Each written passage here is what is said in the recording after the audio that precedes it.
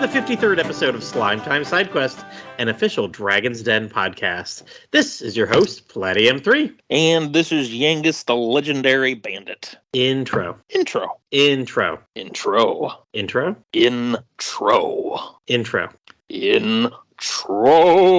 Ooh, intro.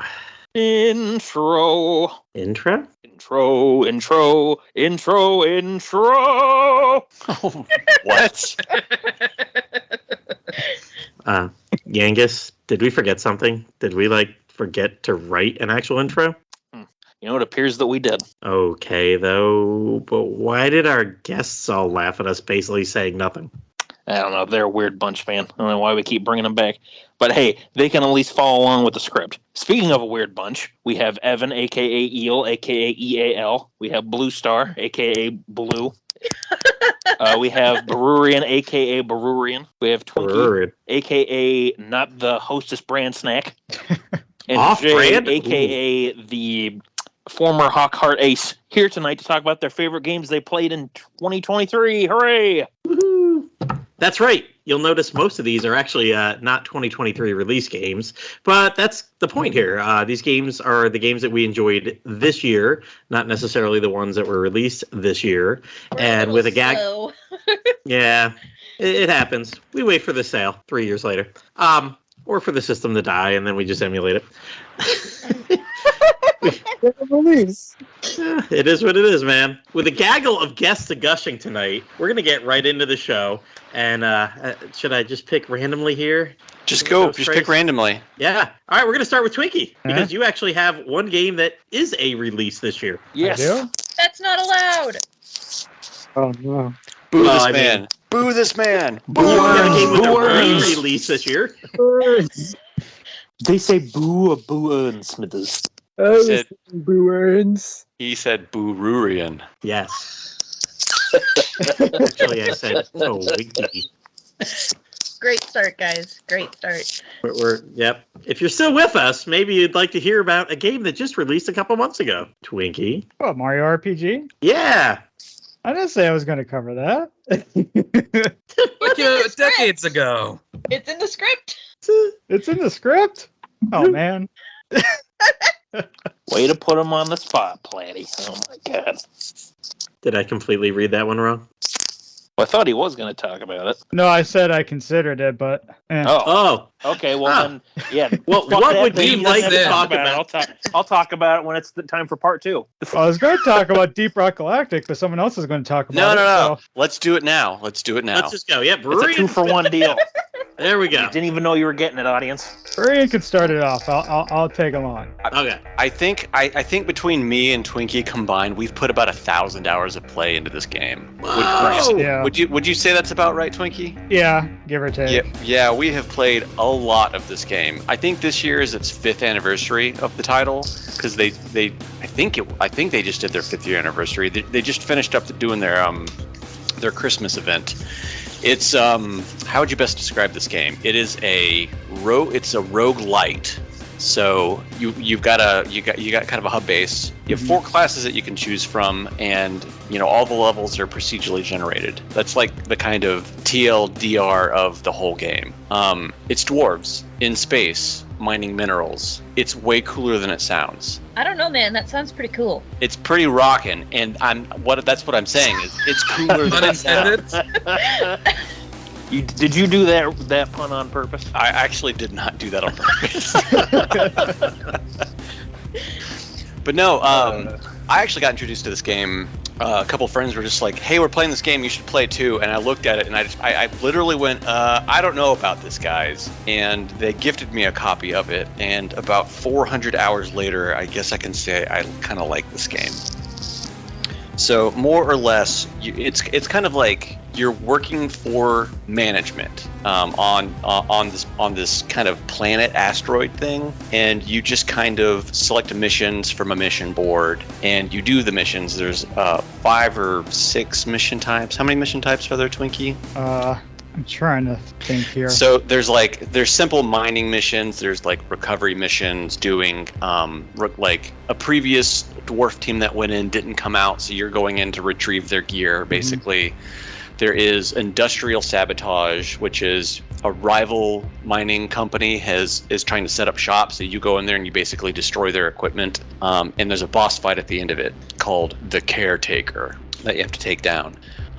There is like refining liquid morkite, which is kind of the oil of that game. Morkite would be like oil, I guess, but it's you get in there, you build pipelines to points, you defend the points. And then there's my least favorite, the drill dozer level, which is an escort mission. That's your least favorite, really? That is my least favorite. I love that one. I dislike it because you move at the speed of the mission. The mission doesn't move at the speed of you. Yeah, that's true. But all in all, it's you get in there, you collect resources. With those resources, you can use that to buy cosmetics for your dwarf.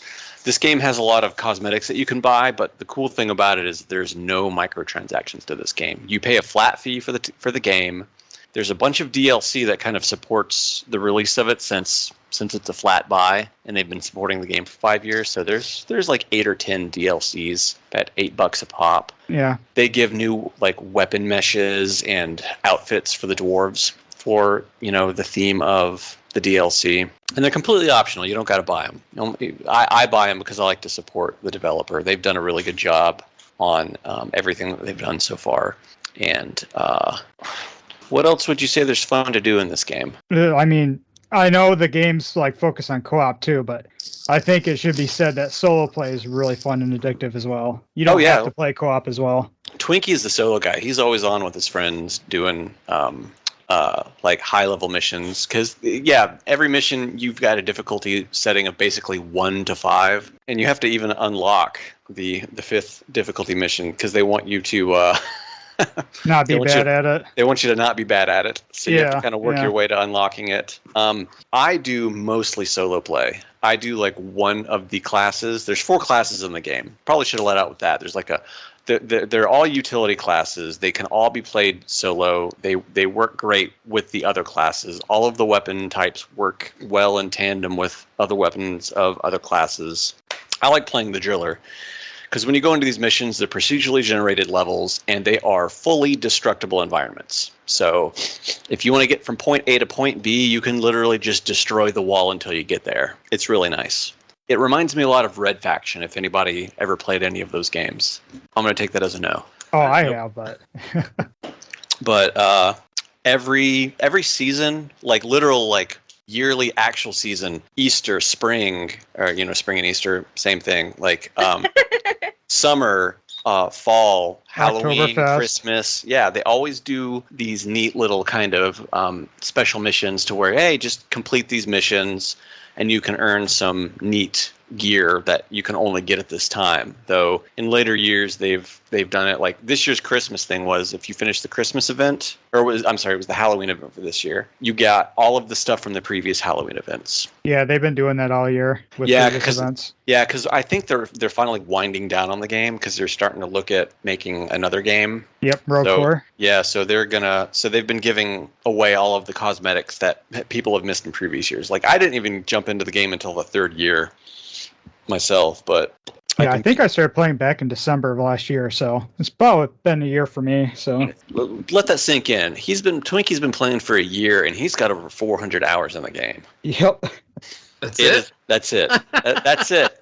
Have you even played the tutorial yet? Well, truth be told, half that time is me like on the floor dead because people my friend keeps trolling me, and it's great fun. Yeah, it's very viable to play because if you play solo, you can there's 2 ways to play solo, and that's you can play solo and keep it open to where a friend sees you playing and they can just drop into the mission that you're doing, or you can go true solo and you've got a little robotic AI buddy called Bosco that follows you around and helps you out. That's how I play most of the time. But it's a lot of fun co-op. The community is actually one of the more positive communities for a co-op game that I've seen online. Yeah, I have like no negative experiences playing public matches at all. In the last like 3 years, I think I can count on one hand the number of bad experiences I've had. It's just that good of a community. Everybody's very helpful and stuff like that.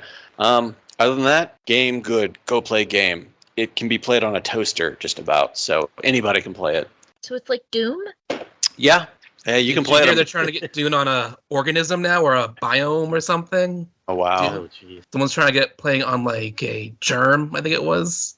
So we evolved from a pregnancy test to organisms now. Well, the pregnancy test wasn't real because someone was just funneling the display to the pregnancy test. It wasn't actually running on that pregnancy test. Okay. I fact checked that one because I'm like, that seems a little far fetched, but So it's like playing a cloud game. yeah. But other than that, DRG good. Go play DRG. If you don't want to play DRG, the same developers are working on a same universe game that plays a lot like Vampire Survivor. So if you played Vampire Survivor and you like space mining dwarves, you may enjoy this. Yep. Comes out early next year, I believe. Yeah. But that's another game entirely. All right, maybe we'll hear about this. Who knows? Maybe. You know, just maybe. Just maybe. All right, let's. We'll try to do what I tried to do and talk about one game at least that came out this year. So let's jump back up to in our list number 1 here. Evan, you played a game that released this year, didn't you? Maybe he's debating if he did or didn't actually play the game this year or not. He's taking He a must be long looking at time his to One think Piece about cooking it. book or something. Yeah. He's got to look for the answer in there. All right. Well, he's still looking for that. My goodness, we are really starting off with a bang tonight.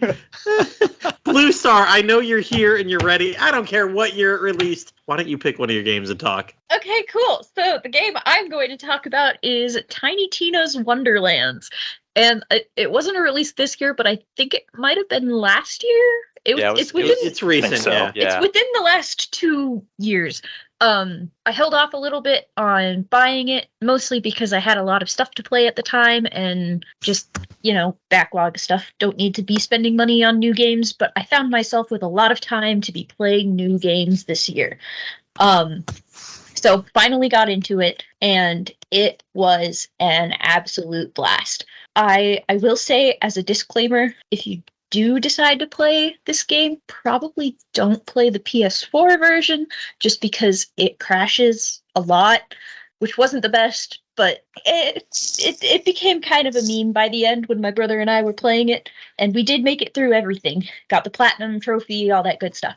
But basically, it is a spin-off of the Borderlands series, where you are basically inside the world of a tabletop RPG that the characters are playing in-game. So the very first scene, there's 2 people sitting around the table and you, the player. And so the first scene, you see the characters going up to fight, you guessed it, the Dragon Lord. Yes, the boss is actually the Dragon Lord. Dun, dun, dun, dun, And so- So it's it's the 2 party members that are with you, and you're like playing this for the first time, and the Dragon Lord is like, huh? Who's this new guy? His mini's not even painted, and it's just like a gray, basically unpainted minifigure like you would have at an actual tabletop, and he just goes, hi! And then after that opening scene, where the Dragon Lord basically beats you back to the very first town, you get into character creation. It works quite differently than it does for a lot of Borderlands games, because you usually have 4 to 6 characters that you can choose from, and then each one of those has a couple of different play styles. But you can completely customize your character in this game, and you can choose from one of, I want to say, 7 classes.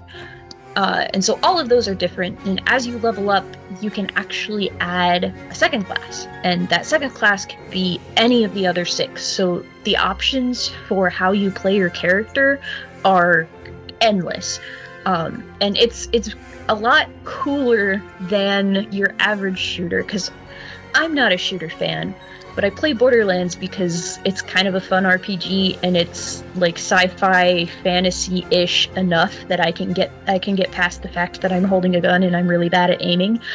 But in this, since it's very fantasy, you have magic, you have swords, you have guns, but also crossbows. So it's mostly crossbows and then magic guns. There were more guns than I was expecting, but I mean, it worked. Somehow, some way it worked. And so you had way more opportunities to deal damage than you could in the normal games. So your melee weapons were actually good.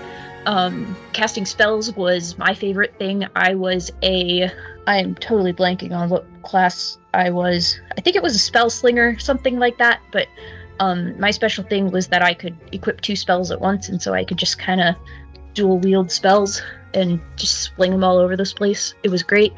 Eventually I multi-classed into... I should have looked this up. But basically I multi-classed into sort of the necromancer type thing, and I had a lich that was following me around. My brother didn't like the lich because all the time he's like, there's a thing following us, and he'd try to shoot it.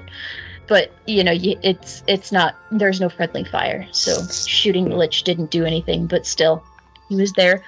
He's your little buddy. He's my little buddy. And he actually saved me from dying a lot. That was why I picked him, because he could basically step in and take a finishing blow for me, which, like, sorry little lich dude. But there we go. And so, you could kill skeletons, there were mushroom people, all sorts of things. There were, shark enemies that looked very similar to the Paws monster from, I think, Dragon Quest VII, which is the cross between shark and a dog. Mm-hmm. So it's like a 4-legged great white shark. So we fought a lot of those, dead pirates. There was a gay pirate lover story in there that was very good, surprisingly. There was also a magic beanstalk that we climbed, and we met Ron Grivote, who was it was a parody on Don Quixote. So, we fought a windmill. We found the blonde princess for him that was actually a broom. And eventually he ran away with the broom princess and jumped off the top of the beanstalk, and we found his body at the bottom. So that was fun. There was a trophy for it, or an achievement, or something. So it's just a lot of really crazy tabletop RPG sort of humor and going on an adventure. So it was a lot of fun and really enjoyable to play. And the story was actually pretty interesting, because the Dragon Lord is this villain that the game master, it was originally her player character, I think, but somehow he sort of became sentient and started doing things outside of what she was like telling him to do. He would like talk to the player and be like, she can't hear us right now. Are you really sure you want to be doing what this chick is telling you to? And things like that. So it was an interesting story of how, your creations can sort of grow into being something more than you intended it at the first point. Which feels really deep for what I just described, but somehow it works. I'm sure that was the first thing you were thinking about with that broom story. Yeah, like, definitely. So deep. But no, I get what you mean. We've had Deep Rock Galactic, and then another deep game here. Yeah, broom. Definitely. I guess everybody's going to sound so shallow from now on. Yep. One of the other things that was really cool is that there was an overworld in this game, and you would go to all the different maps from it, but it was actually like a table. So you'd be running around and you'd see like, oh, there's this gate that's made out of a pop can or something. And so you could like tip over bottle caps to make paths to like shortcut back to other areas. There was one point where we got to somewhere and the other 2 people at the table are like, hey, Tina, we can't go this way. There's a cheese puff in the way. And she's like, what? No, there's not. That's not a cheese puff. That's a magical gate. You need to go to this side dungeon and get a key for it. And so you go and do a random battle and come back and it's like, you successfully get past the magical cheesy gate. And then she picks up the cheese puff and eats it. So it was definitely cute, definitely funny, and there's definitely a lot of customization there. So it was a lot of fun. Excellent. So better than what is it, Balin's Wonderland? I don't know anything about that game, so now I'm sure that's Wonderworld. Eels game. The correct answer is Yuji Naka's poor attempt at financial success. I'm sure Eel's going to tell us all about Balan Wonder World tonight. Oh, that seems like a game right up his alley. One day I should come in with one of the best games of the year, and then I picked all these bad games. I should have one year. Like Hogwarts Legacy. Oh my god! Mid in 2023, you should call it. All right. Well, I do hear that Evan is back, so we can now call on him. Yeah, you disappeared. Well, it was weird because like all of a sudden there was like no noise. It was still recording, but no one was talking. I was kind of waiting if it was like there was like an awkward pause and someone's gonna say something and they didn't, so I had to close out and go back. I don't know. Okay. Speaking of Speaking of technology gone awry, I played Stray. That's the game that came out last year where you play as the cat. That game. Yes, the kitty game. Basically, you're like this little cat, and they're hanging out with their herd or their murder or whatever you call it. Oh yes, a herd of cats. Yeah, they're a collection of cats, these little kitties, and you're journeying around, and it's kind of like the remnants of society, the whole world. You know, there doesn't seem to be any people around, and then you actually fall the pipe or whatever up all the way down into like this sewer, and group of cats called a clouder for the audience. There you go. Yep. Sorry. Totally in the chat. Screwed you up on that one. Go ahead. So you get lost from your clouder of cats in the sewer, and you end up being chased by all these little goopy spherical monsters called Zerks, and you end up in this sort of like underground kind of city, densely packed, all these buildings really close together, and it's full of these like humanoid robots. They're like robots. They got these little TV heads, and they all like express emotions. They all they'll make like buzzy noises that they can all understand. And you travel with your own little robot companion that's strapped to your back like a little helper, and he helps you communicate with all the robots, and he carries your stuff around. Basically, it's a vibe game.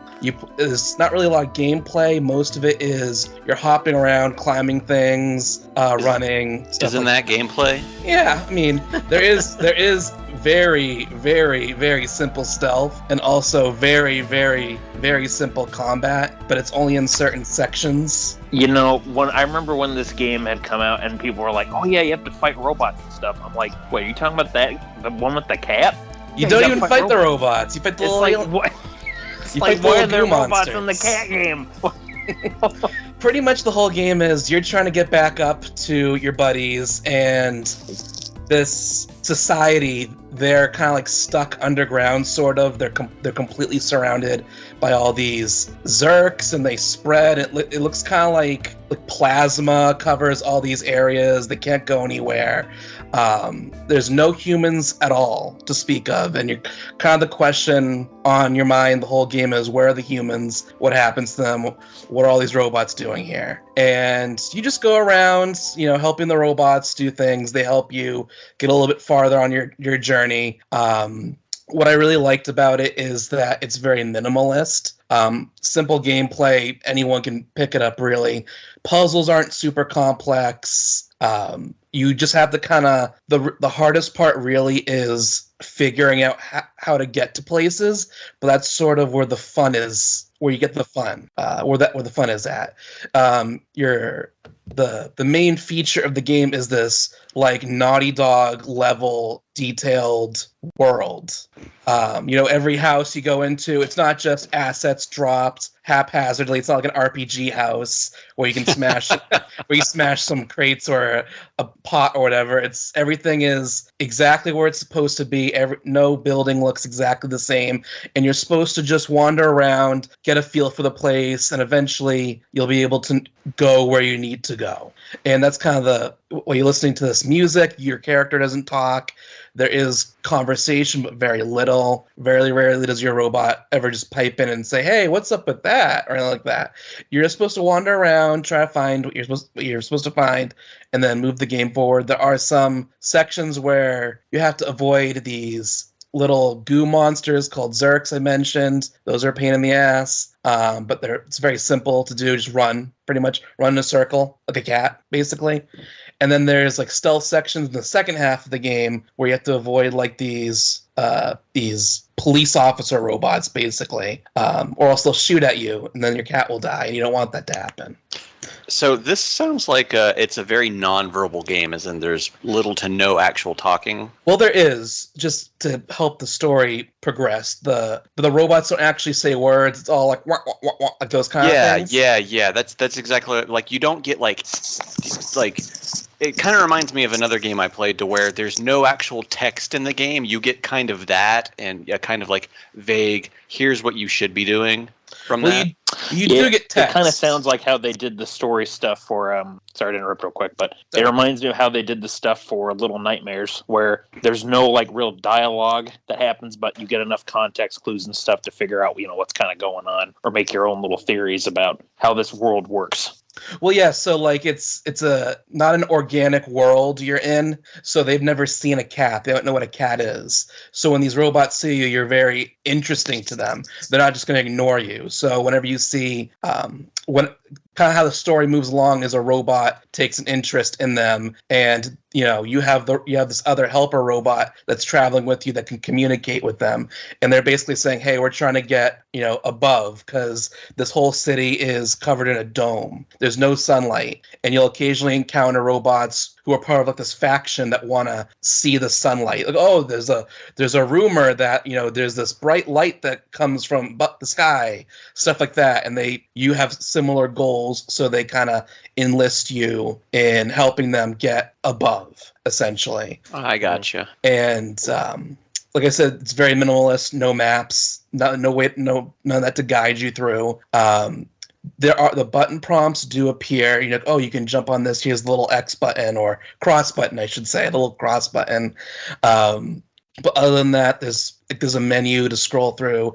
There's not a lot of side quests, I should say. There's some collectibles that'll help you flesh out the story a bit. Like, oh, this is what it was like before, and you're slowly piecing together what happened to humans in the world, and all that. If you get sucked in to this story and this aesthetic and this vibe, it like really gets you. Like that was kind of what I was kind of surprised about. Like I don't think I really understood how much I was starting to really get invested in this world until I was at the very end. And it's not like an amazing ending, but it was like the ending really stuck with me. I was like, oh wow, that's really great. And then I started thinking about my time in the game, and I was like thinking about what some of the things you encounter along the way, and it was really had me thinking a lot. Didn't even like force that. It wasn't trying to like push that on you. It's just something that you yourself, through playing the game, started thinking about, like the nature of the world you're in, the robots, the humans, stuff like that. And that this is as you're playing as a little tiny cat hopping on like windows and stuff like that. You're just a little creature roaming around the world.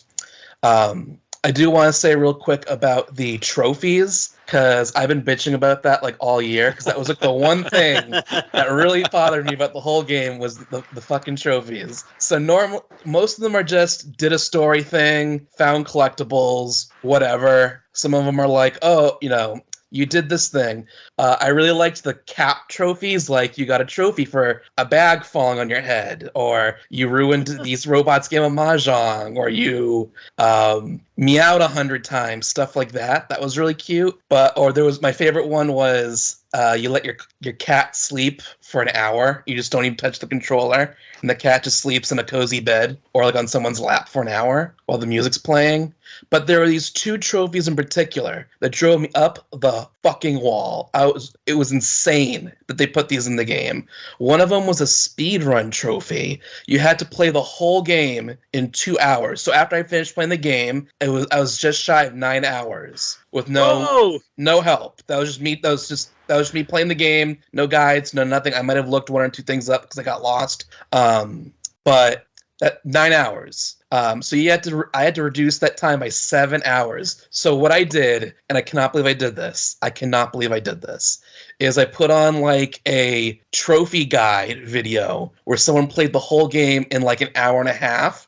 And I literally would pause the game. Thank God, pausing the game stops the clock. And I would do 15 seconds of what they did, and then pause the game, another 15, 30 seconds of what they did, pause the game. I just kept I was literally imitating everything they were doing, even down to their mistakes. Like, oh, I went the wrong way, go back.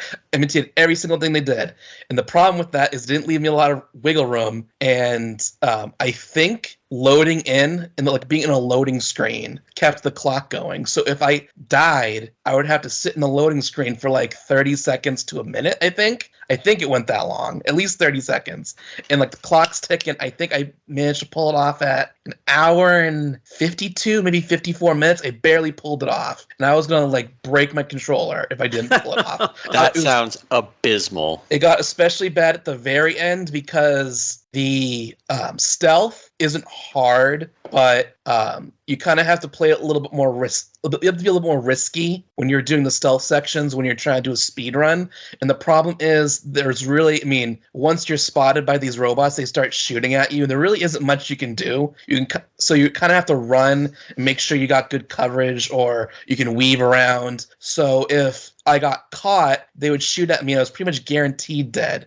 And for whatever reason, the very last section where you do anything complicated, where you have to like fight an enemy or do stealth, that very last section, I kept on dying. For whatever reason, I kept emerging, because you have to emerge out of your stealth position and run towards something, and all the robots can see you. And I, like, for whatever reason, I couldn't do it, and I was like losing my mind. I was like, I am not going to get stuck in the last 15 minutes of this game. I was like losing my mind, and I could not believe a game that was about exploring your environment, taking it slow, having a breath, taking it all in, would have a trophy about speed running. I was like, why is this here? And then the second one was less egregious, but it was still very ridiculous. There's a trophy for your the first area where you encounter enemies. You have to run through this like very narrow, the alleyway basically, without getting attacked once. As soon as you get attacked, you gotta reload that whole 2-minute sequence and start all over again. Oh. And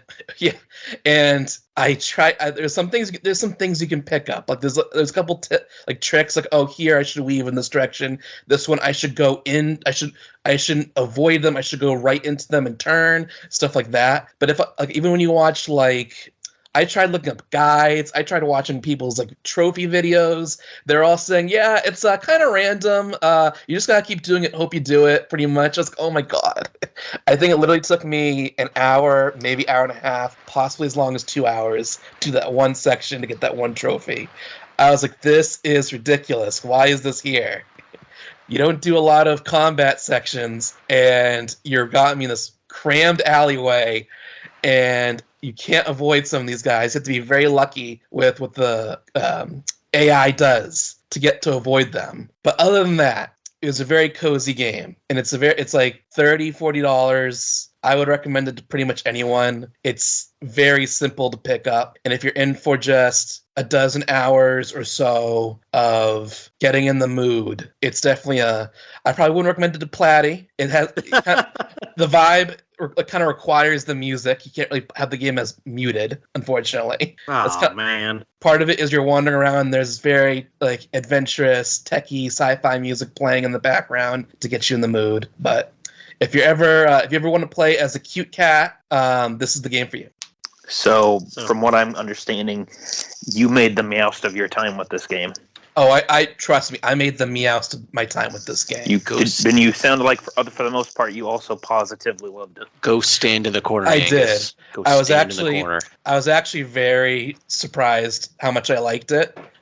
Even right now, I still sometimes think about the game. Oh, I really loved this thing or that thing. Mm-hmm. It really stuck with me. Parts of it, I don't remember this epic, sequence where I did this thing and this was really cool.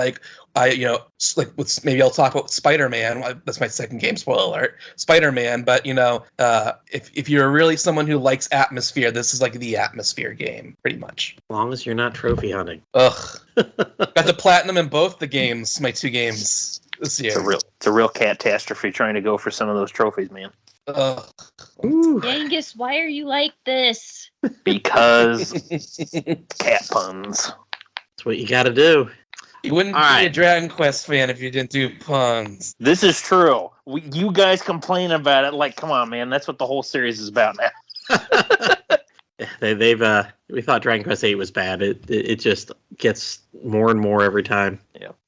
All right, so Jay had to step away for a bit, so hopefully we'll get back to him later. But circling back around, Twinkie, do you have a second game that you wanted to discuss? Not at the moment. Sorry. That's all right. He only played one game this year. Fake gamer. Apparently, he dropped DRG as and much. Vampire Survivors is all I played. You played Dark Huh? Cloud too. I Played a did. lo- That was earlier played a- in the year, though, and I Played forgot a about lot it. of Dark Cloud too. Oh, what a great Blue game! probably got more platinums this year than we've played games this year. Yeah, yeah, probably. That's definitely true for me. I only have I think with my combined total of games was like only 100 hours or so on my PS4 this year. And most of As that we was all- playing Dark Souls 3. We have someone in the Discord who posted his, and he has almost 2,000 hours on his PlayStation consoles. Okay, that Wow. makes me feel a little better. I can probably guess who you're talking about too. Yeah. Yeah. He says the number's inaccurate, and I don't know if that means it's more or less. Wow, It's that's like inaccurate. 5.5 to 6 hours a day. I did the math. For three. And I did the math. He's basically putting in 38 hours a week every week for an entire year. That's a full-time job. Does he just leave his PlayStation on or something? Like, that's insane. Okay. Now, there's your Shout out Sony- to our there's your Discord Sony friends fan who right might there. be listening to this. Whew. And me, I had fewer than 10 hours on my PlayStation 4, and it didn't give me any stats. Yeah, I got context, uh-oh. Platty sent us what he got, and all it just was an uh-oh with a smiley face. Yep. I cut out the Twinkie. part under that where it explained that either I didn't opt into data collection or I was under 10 hours. I'm like, oh no, it was definitely the 10-hour thing. Yeah. That was just so funny. Just uh-oh, smiley face. Uh-oh, SpaghettiOs.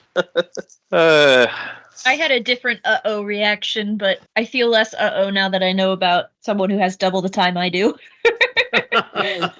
I was surprised that Dark Souls 3 was my highest this year, but when I got thinking about it, it's like, yeah, I guess I was trying to get some of the rest of the trophies, and God, some of those Covenant ones that you have to do, you unfortunately have to grind out the stuff from enemies because the online's not very active anymore. Oh, yeah. Hmm. I'm at least glad that for one of the items I needed, that I was able to enlist some help on GameFAQs, and the guy, thankfully, too, had also get the exact same item, so we just ended up killing each other back and forth to get the items. There you go. I have a friend who showed me his wrap-up, and he only played Kingdom Hearts games this year. Except for, he played one VR game that was an RPG, so his breakdown was 99% RPGs.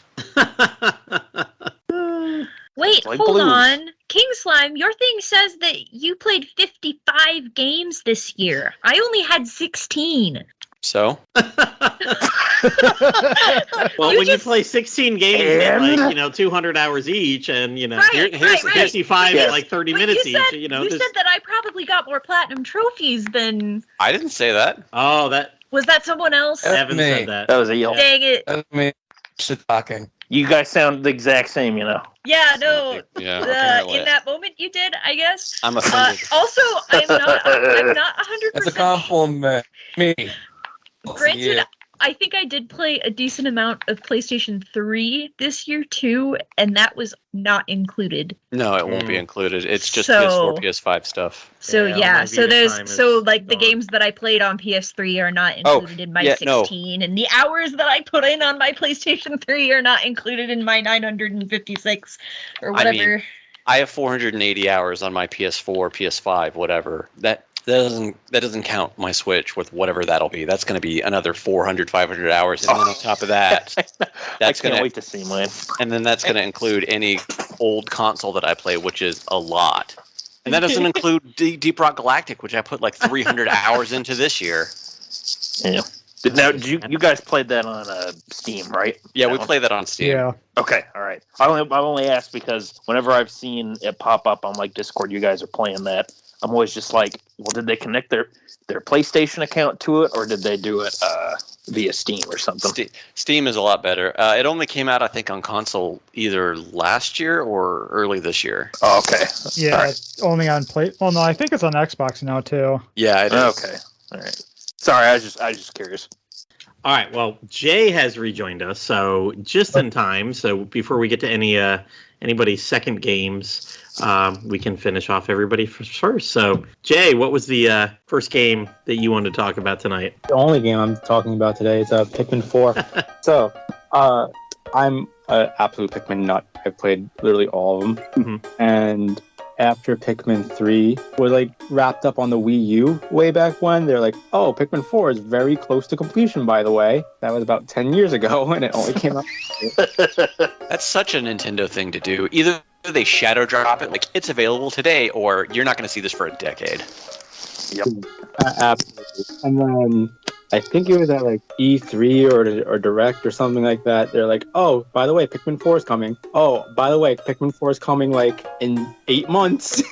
Yeah, when they finally revealed that was actually coming, they just like showed a brief little trailer. And it's like, oh, by the way, this is Pikmin 4. It's like, oh, you guys remembered that project. I hope that's how they reveal Metroid Prime 4. I think it was after Metroid that Pikmin got revealed. That sounds about right. I think you're right. Yeah. Anyway, talk about Pikmin 4. So, I actually replayed it briefly.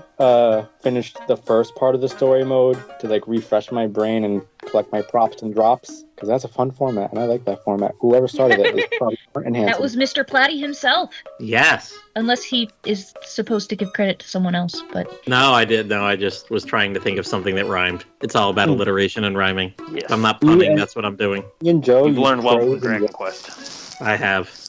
Anyway, Pikmin 4 takes place like pretty much at the bad ending of the first Pikmin game, where Olimar fails to rebuild his ship and has to rely on an SOS signal to come and pick him up. Lots of people responded to that SOS signal, and all of them crashed. Maybe about 4.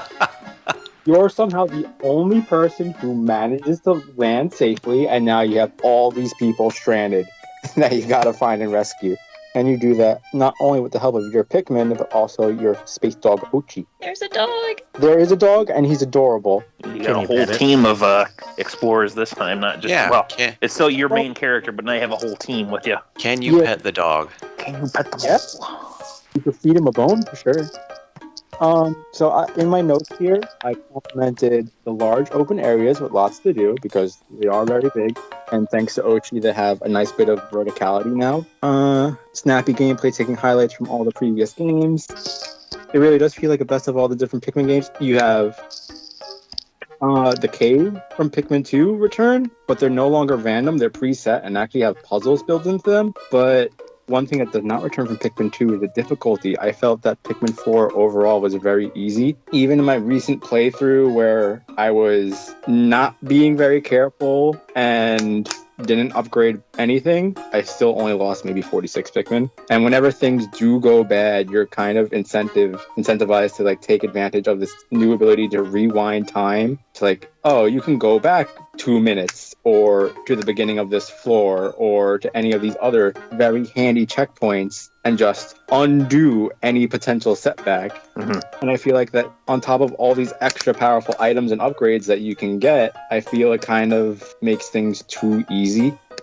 One thing that I do like is that there's a nice cycle of rewards. Every time you rescue a castaway, you get skill points to level Ochi's carrying strength, attack strength, give him new abilities and stuff like that. Collecting treasures unlocks new areas, and you can also collect these little crystal things that you can use to build bridges and ramps and stuff like that. But you can also spend them for upgrades to give your player immunity to fire and electricity, more health, a bigger whistle range. The only issue with that is there are some things that you get too late for them to be utilized. Like, for example, there's this one item called the lineup trumpet, which you can use to move your whole squad as a group, like in the GameCube games. But in order to get it, you need to get every musical treasure, and one of them's in the last dungeon.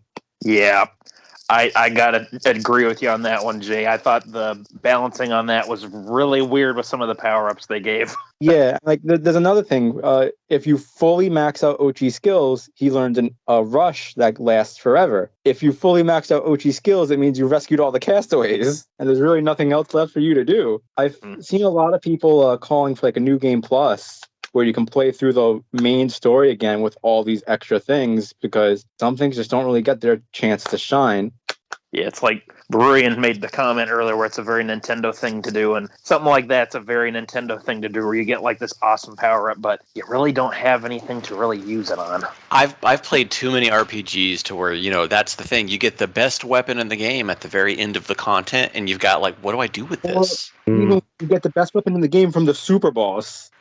Yeah, I mean, at least in some RPG cases too, they do at least have like the new game plus option, so you can mess around with it. But yeah, and it's so weird with the lineup trumpet thing, because when you do a bit of a spoiler, I suppose, but there is an Olimar story that you can do at a certain point in the game, and it's one of the first upgrades you can end up choosing from one of the ones he can pick. So it's so weird that for the main game they were like, you got to wait till like you beat it game to get it. Yeah, you have to wait like forever. It's like by the time you get it, there's like no point really. But moving on to different game modes, in addition to the Olimar mode that you get after clearing the main story, sprinkled into the actual main story are the 2-player versus mode against the computer, the timed challenge modes, and also new tower defense like night missions. You can access these pretty much at any time. Some of them are required, and they do a very good job of helping add variety to the gameplay, in case you want to not go through caves for 3 hours and 40 minutes it took me. Yeah, that night mode can have some real... Did you have troubles with some of the night missions, Jay? Because there were some that gave me like major problems, like especially in the final 2 areas. There was one of the later ones that made me go, oh no, but it was more because of something that was coming back for Pikmin 4 that I have...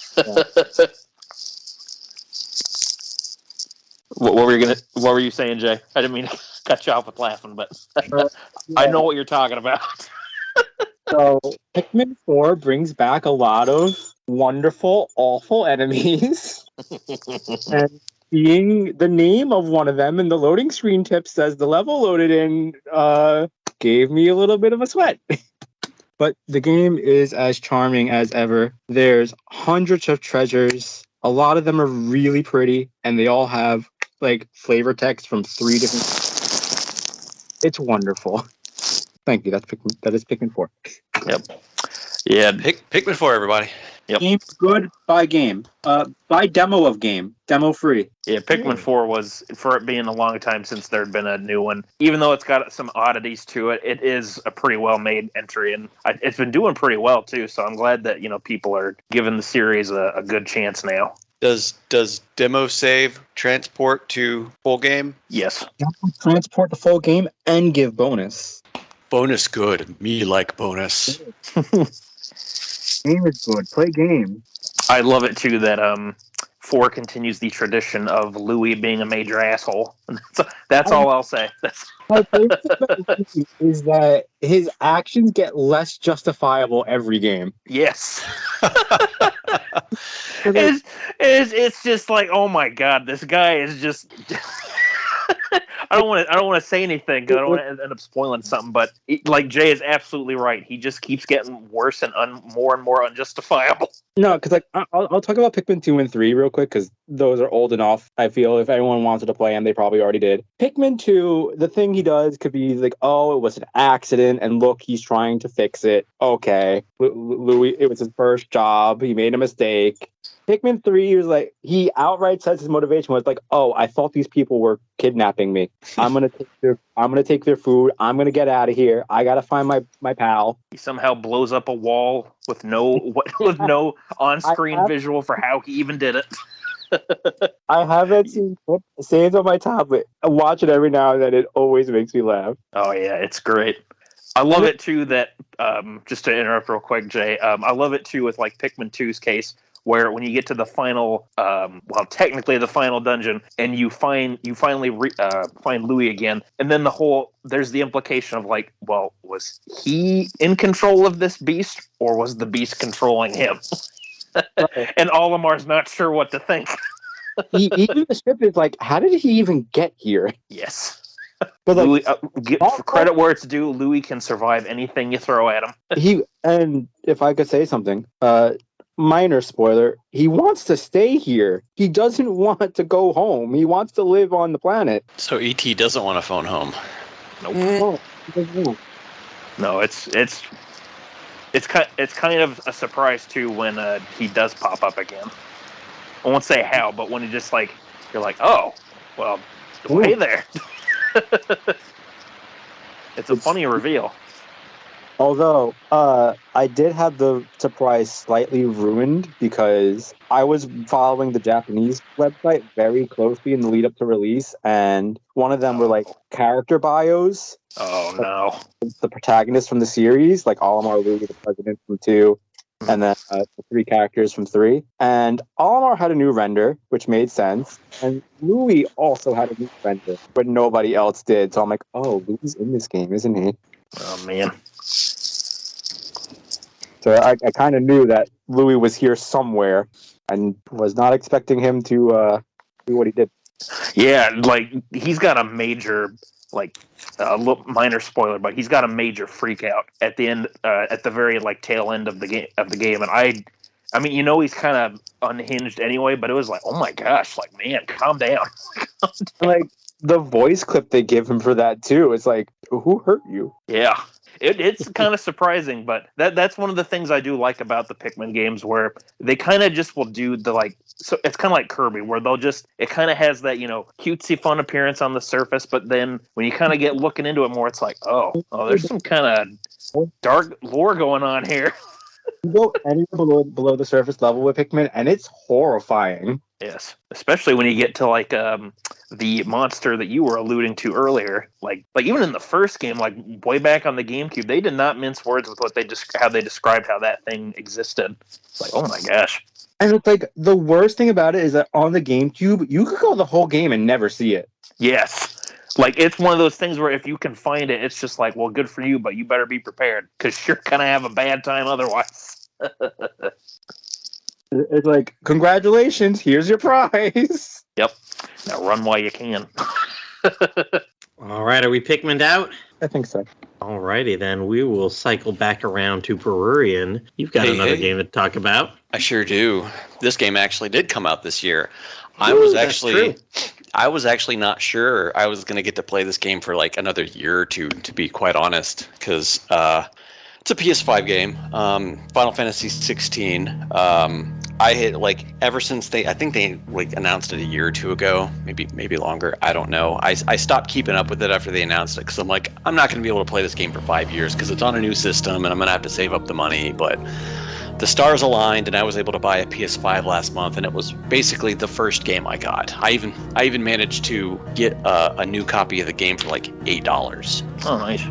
Through just, I still don't know how I managed it, but where to begin on it?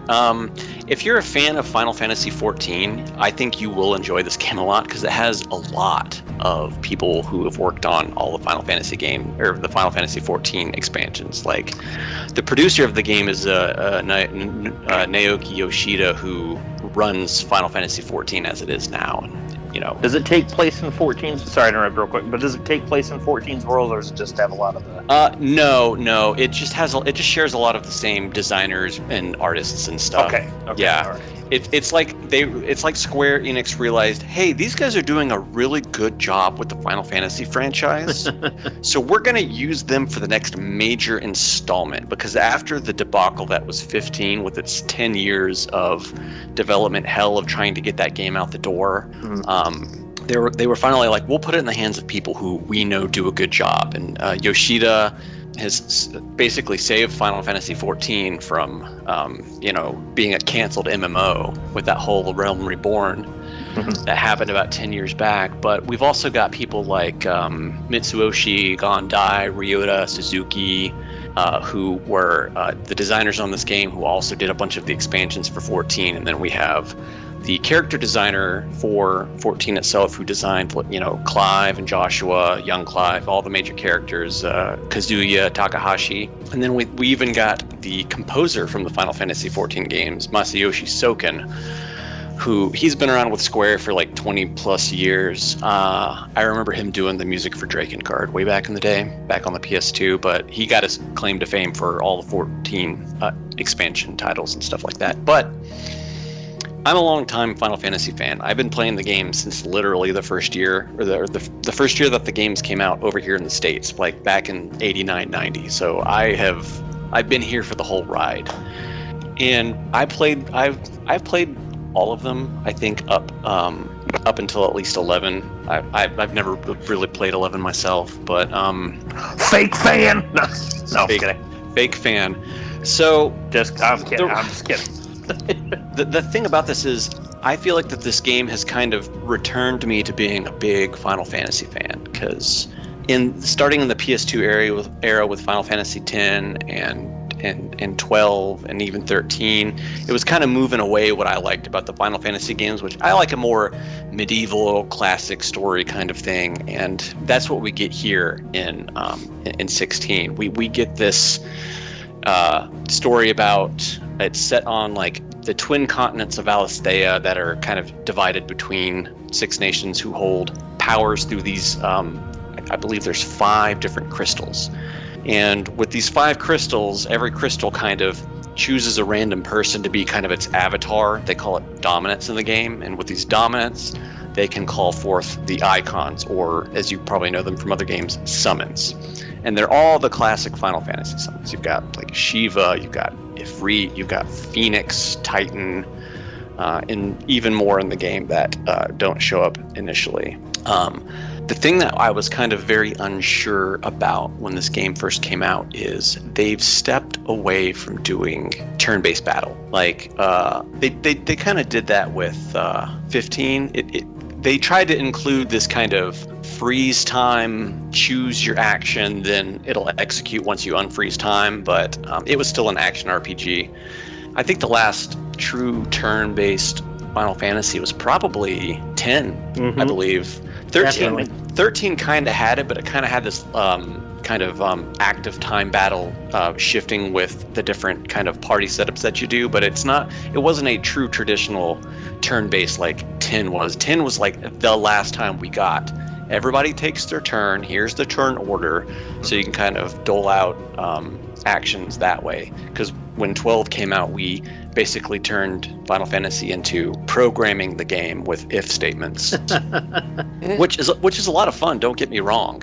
But that's where I kind of started getting really turned off with the Final Fantasy games. And I was very unsure when 16 came around and they go, we're doing live action combat. We got the dude from Capcom who did the combat for Devil May Cry 5 to do the combat for Final Fantasy 16. And I was nice. I don't know about this. Lo and behold, I actually like it a lot. It works really well. It's not too terribly fast-paced compared to other action games I've played. And I haven't played a Devil May Cry game since probably the first one on the PS2 back in the day, which was, if you've played a Devil May Cry game, those are, fast and stylish, and you want them to look as cool as possible. Well, the combat designer has brought that to Final Fantasy, and he has done a fantastic job with it. I kind of don't want to spoil the story too much of it. I'm only halfway through the story myself, but I wanted to talk about the game more or less from like a kind of an old fan who has kind of gotten exhausted on the series. I'm coming back around on it. They're hitting all the notes with the stories that I like. There's a lot of espionage. There's a lot of political intrigue. You start, you play the game as Clive Rossfield, who is kind of I wouldn't say disgraced son of a noble who got killed. And this all happens in like the first hour of the game, so it's not too spoilery. But they even kind of go over all of that in all of the trailers that they dropped for the game coming out. But basically, your brother has been killed, and you're trying to find his killer is the lead out to this. You watched him die at the fall of Phoenix Gate at the beginning of the game. And it kind of does a 13-year leap forward to where you're a part of this elite assassin group that works for the Empire. You're put there by questionable means, and you start finding out the truth not long after. Has anybody else played through 16 here yet? I've played the music of 16 and Final Fantasy. Theater. Yeah, it's funny because the Theater of the Music actually came out before I got my PS5, so I played the hell out of that, knowing I probably wasn't going to get a chance to play the game this year, and then it just kind of worked out that I was able to. So it was actually nice going into the game being familiar with a little bit of the music. So when all of the like cinematic stuff starts happening, it was nice to be familiar with the music already. And this game goes all out with a lot of its cinematic stuff. You'll be doing battles, and since it's not a turn-based and it's more live action, live combat, they have these two mechanics called like cinematic.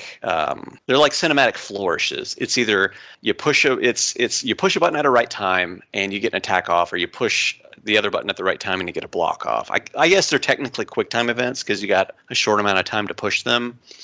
But I guess Yoshida was kind of going for making it look as cool as possible without having to do too much quick time, because a couple boss battles, you'll get the boss down to like a hit left and he's done. And then instead of you just hitting it and it's over, it's whatever, you start this 2 to 3 minute kind of cinematic cutscene of you duking it out with whatever you're fighting, and you get all these neat button presses in, and you get to watch this really cool scene unfold as you finish off the boss or whatever.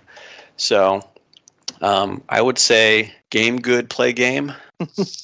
I'll say before we move on that from what I've seen of 16 and what little I know about it, but just besides the music stuff that we talked about a little bit before, the game does look like something more up my alley, because I'm kind of in agreement with you, Bururian. Like when I think of Final Fantasy, I think of more of the classic medieval sort of world to it. Nothing wrong with having a little bit of steampunk stuff in it, kind of what Final Fantasy 6 has, where you have a little bit of medieval, but you got some technology stuff thrown in there too. But when it comes to the ones that are a little more they have the modern day, or they go really hard into one direction, like 7 and 8 kind of did. Yeah, I find a little bit harder to get into those, but I've liked what I've seen of 16, and I've heard a lot of good things about it too. So I've not heard a single bad thing about the game, but this is also one of those games of, if you're a fan of it, you're already going to play it, and then the people that aren't interested, they're not even going to really touch it. And it's not like I've been on a total media blackout with information on this game. It's just, we all know what kind of to expect from a Final Fantasy at this point. It's the 16th game. They've been out for almost 40 years. They did a fantastic job with the voice cast in this game. I've heard Ben Starr's been really well liked. Oh my gosh, he does a fantastic Clive Rossfield. And then even the girl who plays Jill has done. I haven't heard a bad voice in this game yet.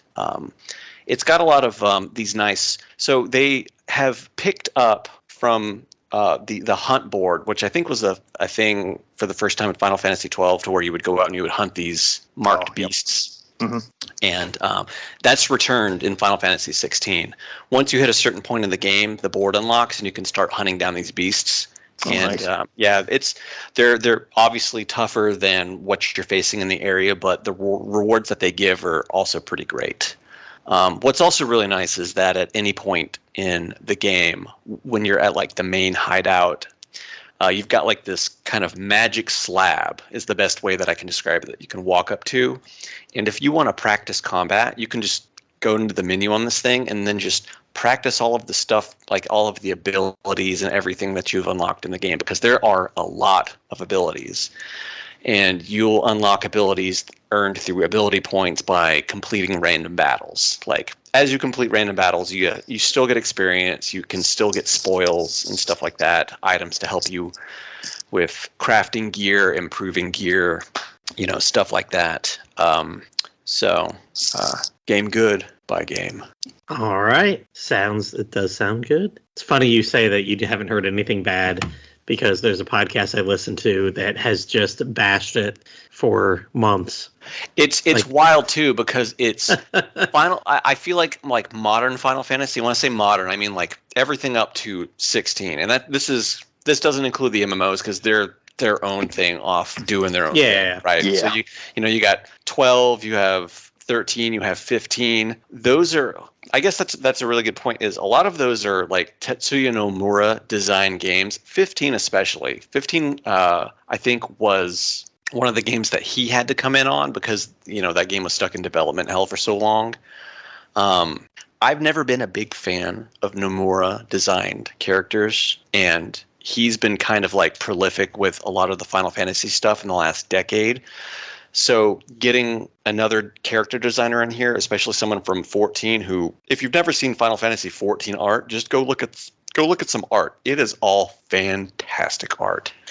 I won't say it's like on the level of Amano in terms of, artsy fartsy and stuff like that, but the person who did the character design for Clive and for Jill and for everybody did beyond phenomenal for it. And this is what I want from Final Fantasy, and I am glad that we have kind of returned to this because, like with 15 and 13, we've got this kind of future tech thing going on, kind of alternate future. And I'm all about the medieval story kind of thing.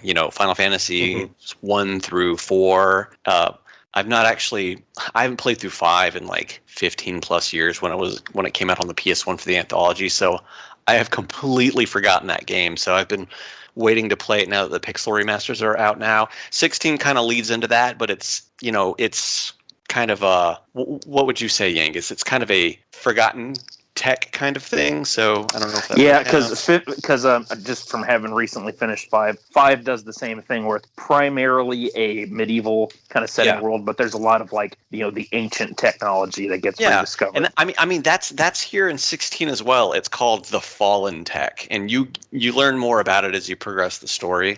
Like I said, I'm only about halfway through the game, and we're only just kind of starting to learn about it. So I can't wait to see where it goes. Where I've hit in the story, I'm actually engaged with the story. Set pieces are fantastic. Everything is massive. It looks great on the PlayStation 5. It doesn't feel like the quote unquote hallway simulator that Final Fantasy 13 kind of fell into. Oh yeah. It also doesn't do that thing that a lot of RPGs, especially Square RPGs, have been egregious about doing, of you get a little bit of exposition dump in the cutscenes with things going on, but then you have to go confer to a kind of a dictionary in the game to get more info about the main story. At least you're kind of given everything you need as you go along, but there is stuff about other characters that you can learn by going back to this codex, so to speak. Yeah, I gotta say, like, just with mentioning like the more modern ones, like I unfortunately I forget the director of 12. He made it so as part of the Evilise world, which Tactics was in and everything. But his games are pretty good about doing that, where they do give you a pretty good amount of information, but if you want to get a lot more information on characters or monsters, whatever the case might be, there's resources in game you can access with like a click or two of the button, or you just go to like the certain location. So it's nice when they, like, devs are kind of like, it's fun to have these crazy things in here, but we probably should have a way that can make it easy to explain it to the player if they need a question. As a good parallel to that example, you want to learn more. It's there. It's completely optional. You can learn more, but you're given the main context of what you need in the cutscenes that you see as the game goes on. But a good parallel is Final Fantasy 13, which you get a cutscene and you learn almost nothing, and you have to go into the menus, into the codex, to read several paragraphs about what just happened and get more context clues on things that happened to really understand what's going on. So 16 has done phenomenal in art, in writing, everything. Like, this is what I want in a Final Fantasy game, and I'm glad that we've come back around to it. Like, the DLC just dropped the other day too, so I can't wait to get to the point where I can also play the first part of the 2 DLC. Nice. For the third time, game good. By game. Definitely looking forward to trying this one out at some point in the future. But is the game good, and should I buy the game? Game good. By game. Game good. All right, now to another game that I was just telling Yangus that he should give a try to the other day. We got Bluestar with her second game of the year. So my second game of the year, well, I guess it's probably my top game of the year because I think I probably put more hours into it than just about anything else at this point, and that is Monster Hunter Rise. So this was I have never played a Monster Hunter game before this one. I knew absolutely nothing about the series. We were coming up on Christmas, and my mom texts me, and she says, Luke had an idea for what you guys could get each other for Christmas. If you both get each other Monster Hunter Rise, that's his idea. And I was like, where the heck did this come from? And so I messaged him about it, and he's like, yeah, well, we could get it on Switch, and then we could play it together. Almost 400 hours later, we have hunted many monsters. Honestly. Welcome to the Monster Hunting Club, Blue. Yeah! Honestly, I actually just picked up the game today as well because I've been having that itch and I needed to scratch it, and I also needed to sort of remember what happened or how to play, how things work. Knock off some of the rest. And honestly, it's still fun. There's still more hours to put in. I have not gotten all of the achievements yet. So, oh god. Blue, don't do it. Seriously. Step it up. Monster Hunter games are awful about that. The worst one is going to be getting all of the room decorations, and that's just because it's random. But everything else is like... Don't do it. Listen to the man, he's right. He is 100% Challenge right. accepted! Oh my god. So basically, gameplay-wise, I am probably not the best person to describe this, but it feels to me like it plays very similarly to Dragon Quest Heroes, but instead of lots of small enemies, you're fighting like one or two big enemies at a time. Hopefully one, when there's two, things start to get crazy. And you just beat them up and you fight them until they die, and usually you die a lot too, so a lot of our gaming is just filled with laughter because I'll be waiting off to the side and he'll be like, okay, I'm going in, and he'll run up to the monster and he'll immediately get batted away and you'll just see him fly off the screen. The ragdoll physics of your characters getting beat up is hilarious. But we've killed so many monsters. We played through all of the main story, all of the DLC. I think our hunter rank is roughly 500, I think, and our master rank, which is the DLC level, is like 120.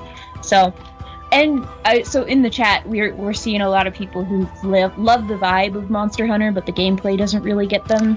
I've always been a big Capcom fan, and their character animations and everything, especially with the palicos, I love it. I love it so much, and I want to enjoy the gameplay, but every time I sit down to try and play Monster Hunter, I just never get really far. It's like the gameplay loop for me just does not click for some reason. And I've tried with several. Me and Yangus played Monster Hunter 3 Ultimate for a while on the Wii U back in the day. And then I tried with Monster Hunter Generations with a bunch of the new weapon types and everything, thinking, maybe I just haven't found the thing that really clicks for me, but I don't know what it is. It just never really resonated with me. But I love everything about the way the game looks and kind of presents itself. Yeah, so my Palico, I actually designed it after my cat. So that's... And also, the character callouts when you're fighting, because usually when the monster targets you, the person that you're with will say, hey, it's coming after you! Except they usually don't actually say the thing until after you're already rolling on the ground from getting whacked. So we'll just say to each other, thanks. Very helpful. It's a lot of fun, and honestly, it's the kind of gameplay that I don't know that I would normally be drawn to it. I mean, obviously, I'm very much more of a turn-based, story-driven game kind of girl than like an action. But playing... Sorry, is this a game that you would play solo by yourself, or do you need somebody to play it with you? So I do not think I would have picked it up to play it solo. And I don't think I would get a new one to just play by myself. But I have sat down and played, like there are some missions in Monster Hunter Rise that you can't do in multiplayer. And I have been doing those. Or there'll be like, there's a piece of armor that I'm missing an item for and I can't make it. And I just need that one thing and it just won't drop. It's like a 35% drop. It's supposed to be pretty easy to get and it just won't. Hey, does that sound familiar? Like, oh yeah, that's the Monster Hunter curse. Every time you need a certain item, the game's like, yeah, no, you're not getting that. How long did we go when I needed a Gobel Spike in 3 Ultimate? I think that took like 10 attempts or something. Easily. I think my brother killed like 30 of a monster trying to get I guess it was a 3% drop. So like I guess that's kind of fair, but is it like a 3% drop when you break a specific part of the monster? Yes, and then there's also target rewards, and you can capture it to get another chance, and so there's all sorts of stuff. I was a dual blade wielder and he was hunting horn. So basically anytime there was a monster who needed their tail cut off to get bonus parts, that was my job.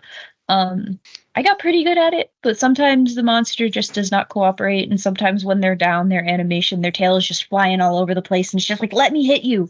Yep. Been there. Yep. I had a lot of fun.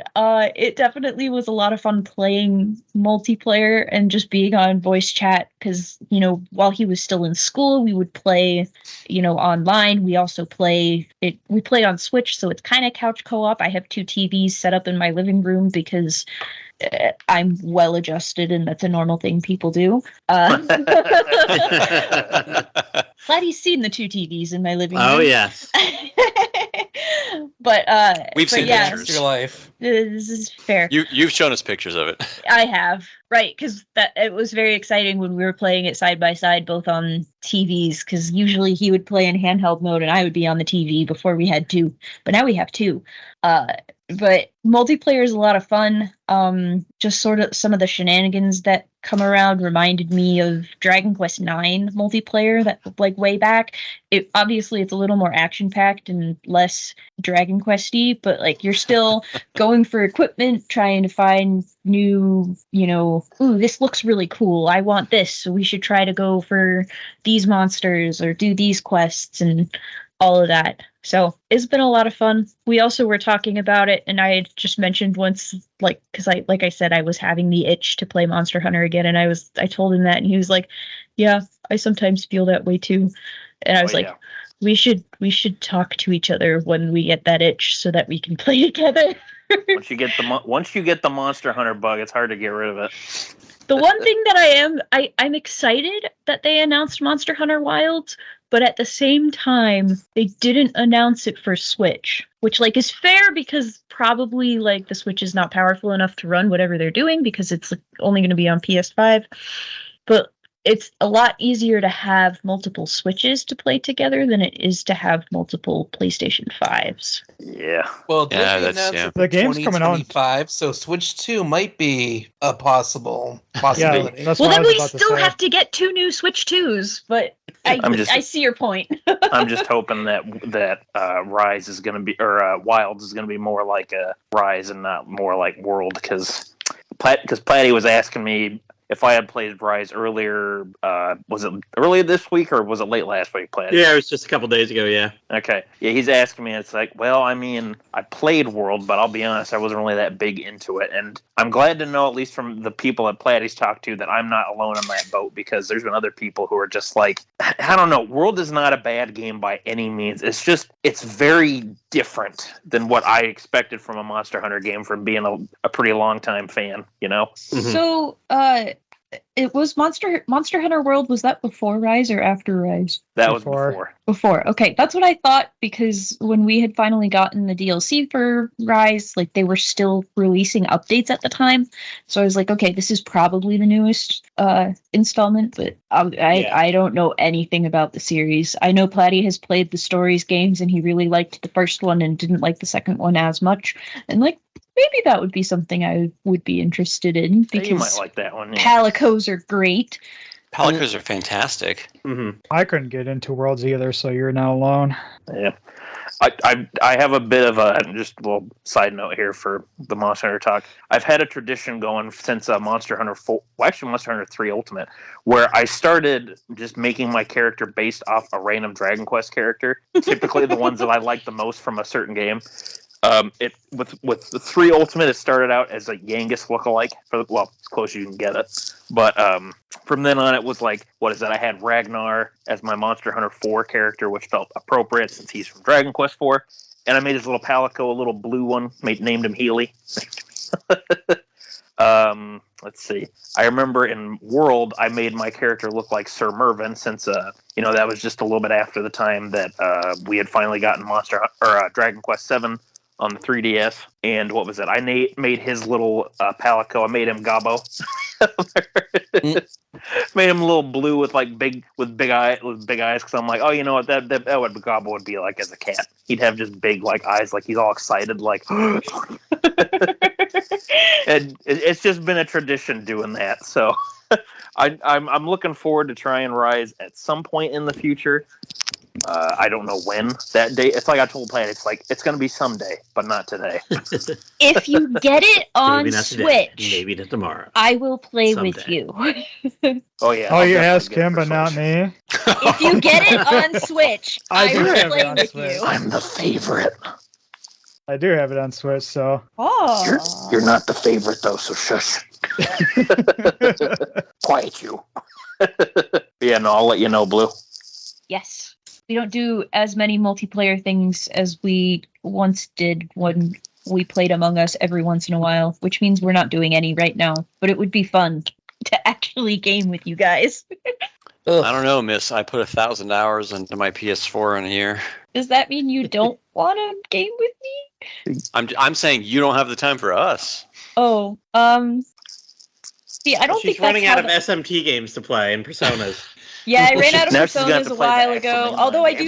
do still have New Game Plus routes to play. I just haven't gotten around to it. It'll happen at some point. Reload's Maybe we coming should out. get her to play the Trails games. Those will give her plenty of things to. Oh, That'll give her another 1,000 hours. We'll never see her again. I've actually considered it. You know what? You probably would really like them, Blue. They're actually pretty good games. Yes, So they finished one in 3 days. Oh, it was kind of fun. It's all right. It's good. I don't think any of those can be finished in 3 days, even if you're playing straight. Wish there's a little more to do, though. Okay. But see, that's going to depend on if I still don't have a job or not. That's going to change everything. Oh, that's right. We forgot you're a vagrant. Yeah. Maybe she should play Vagrant Story. Hey, it takes place in Evilise. There we go. It sets you up then to play Tactics and the other Tactics games and 12. There's the gateway. There's the gateway. Actually, one of the other things that I've been thinking about looking for is a Pixel Remaster sale. Finally, actually looking at Final Fantasy games. Everybody's been waiting on a Pixel Remaster sale. It's not going to happen for a while. I believe it, but I've also got, I could probably sink another 200 hours into Monster Hunter right now. And I've still got Dragon Quest Monsters, and honestly, I still got things that I want to do in Dragon Quest Treasures, and I got all of those New Game Plus runs to do on the Persona games that I beat earlier this year, and we've got more visual novels coming out next year. Like, I think I'm set for a while. It sounds like it. This is my life. Someone help me.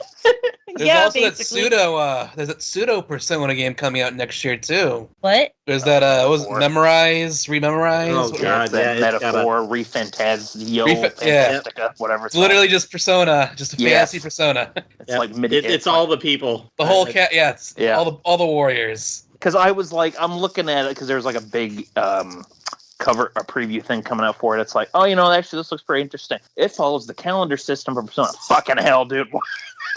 Why is it always the calendar? Just let me play at my own pace, damn you game. You got 3 Reload coming out, you know, it's like, what, 2 months from now? Yep. I don't know. We talked about 3 Reload and just Wasn't there the whole thing that the purpose of Persona 3 Remake is to remake Persona 3 and not be like a definitive edition or something like that? I don't know if that's still the case, but if that was the case at the time, and we were like, we probably don't need to buy that. Hey man, all I want to know from that remake is if you can spare Shinjiro from his fate. That's all I want to know. I need gotta to play save the my Dancing boy. All Night games too. Those are important. There's lore in those. No, shut up. The canonical ending to Persona 4 is in Dancing All Night. No, shut up. We will Don't play the listen to him. Strikers one game first. And we'll probably Strikers not is ever. literally good. a sequel. Oh my god. Just play the fighting game. That's good too. Yeah, this Fucking Persona fans. Time to mute Yangus. Strikers is literally a sequel to 5 too. I'm with the Angus on this Yes, one. it is. Strikers is definitely a sequel. Yep. Okay. There's a Bloodborne guy in there. Come on, lot going on in that. All right. Yeah, well, let's talking see about that, sequels, a let's Persona get to spin-off our made next by sequel From here. Software, guys. Let's see that one. Oh boy. Let's All see right. their So tape. keep this moving Okay. along. I should have muted Yangus. You should have muted me. He did not take the hint. But maybe we could just get some sticky webbing all over his mouth, and maybe that sticky webbing can come from Spider-Man. Evan, tell us Hopefully, about hopefully Spider-Man. it came from Spider-Man and not Yeah, somewhere came else. from Spider-Man. Yeah, I noticed that Webbing, pause webbing. between cum and Spider-Man. Yeah. Now that's what I call a sticky situation. From Spider-Man comes all over the place. There's the explicit tag. Well, Thank you. Sorry, Chaos. Well, one of Peter's new powers is he does get to shoot white goo from his body. So that is an See?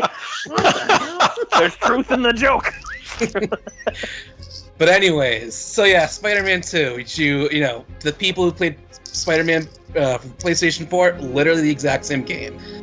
Only difference, I say the biggest change, I would say, if anything, is all the characters' face models are completely different. That was a fun week. Why? Like, Well- I don't know why, but I've heard that. Well, so I don't know what the deal with the face model for Peter was, because they had actually changed his face between the original game and the remaster on like PlayStation 5, and I don't remember the reason why. Maybe they thought it would, the motion capture would be better on this other face, this Scott the Woz face they have for him, but and then I don't actually think they changed Miles' face all that much, and I've been hearing different things about Mary Jane. She has like a different hairstyle. Her hair was tied back, and now she has her hair down. So it might just be the way her face frames with her hair. It's also, I think her actress aged by like 5 years between games, and motion capture technology got better, so her face might just look a little different. I don't know. But that was pretty much all anyone was talking about in regards to this game. So I'm going to talk about other stuff. Basically, the main feature, the big selling point of this game is that you can swap between Peter Parker and Miles Morales, the two Spider-Men, back and forth between missions. You can play as whatever character you want. They're pretty much the exact same. Their powers look a little different, but they're functionally the same. Miles has his Venom Blast, which are like these electric shock powers from his fists and stuff. Peter has like Iron Spider, mechanical, stingers or whatever that come out of his back. They do basically the exact same thing. Later on, Peter gets the symbiote power, and then that evolves into something else. Basically, the story is his old friend Harry Osborn has come back, and he's dying, but what's keeping him alive is he has the Venom symbiote in him. And Peter and Mary Jane, they reconnect with Harry Osborn. They're best buddies. You ride bikes, you go to state fairs, all that fun stuff. But then, meanwhile, Kraven the Hunter is looking for one final, you could almost say his last hunt. And he comes to New York to hunt all of New York's supervillains and, of course, the Spider-Men.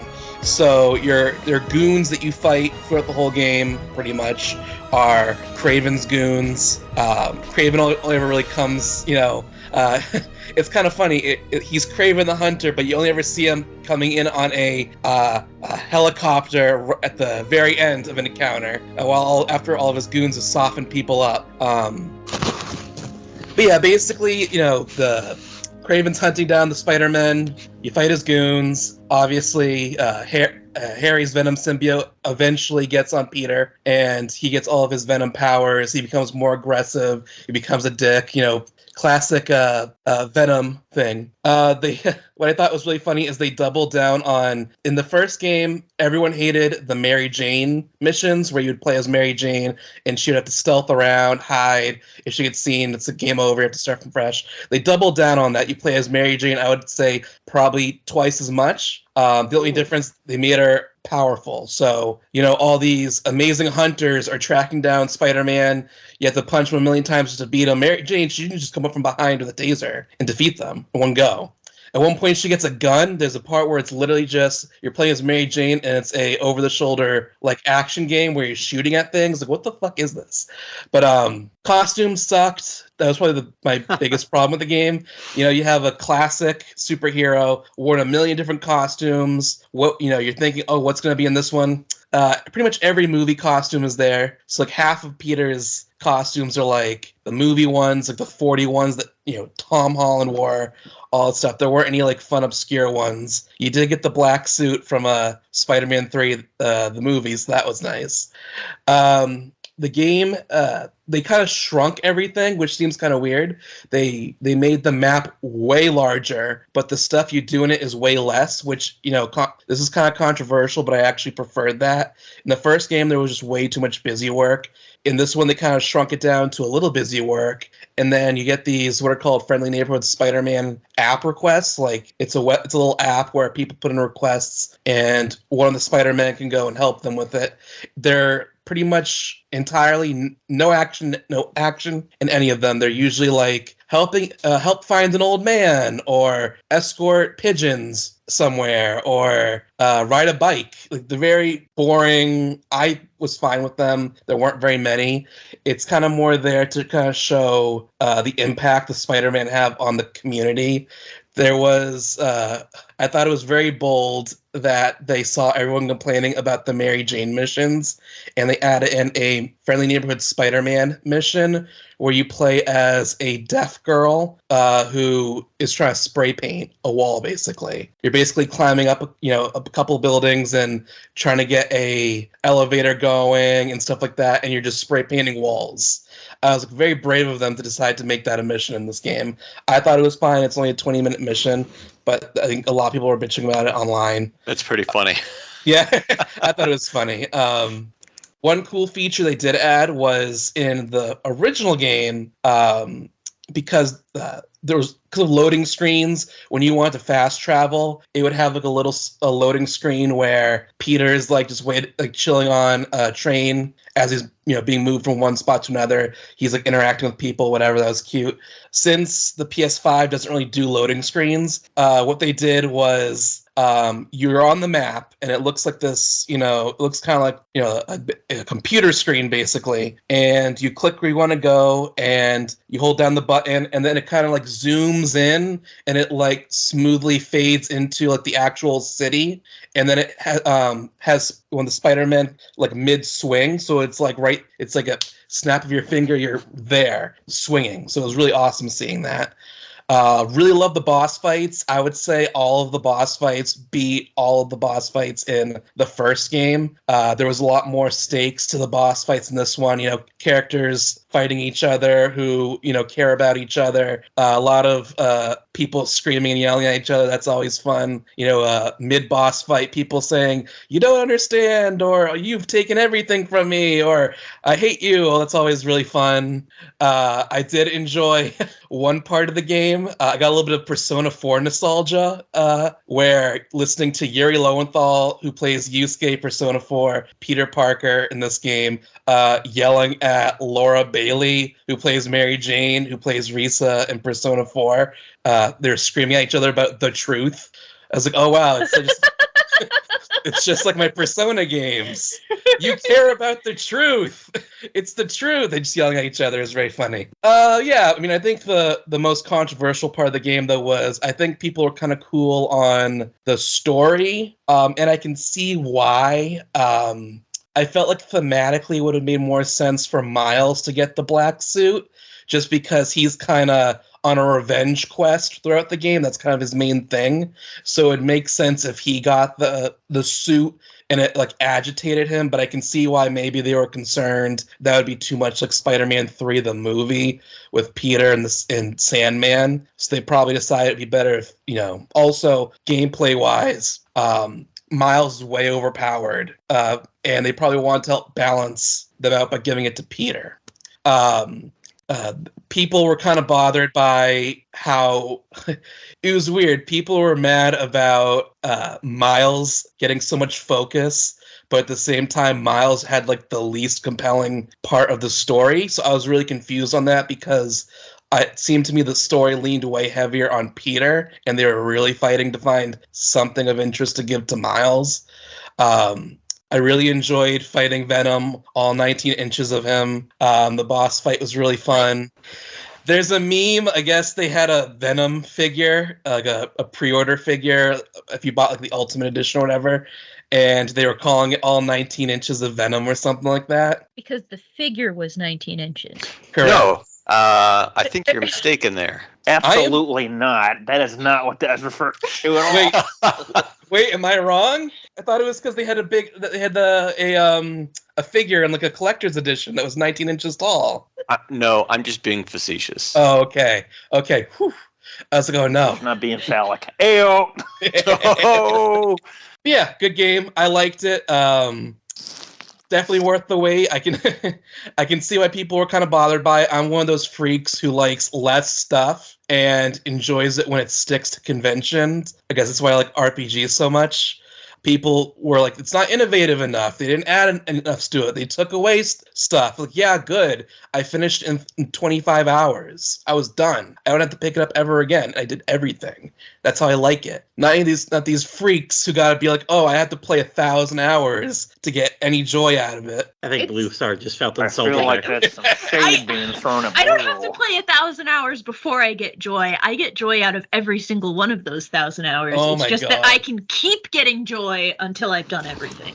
Sometimes I wish I could stick to a game for that long. Look, we're all busy. I mean, we got stuff going on. I had to take a week off to play this game. I was gonna this an Alan Wake, but You got it done in like a weekend. I got it. I did. Unironically, I think I finished on Sunday, like the day before I had to go back to work. Crazy, man. But yes, good game.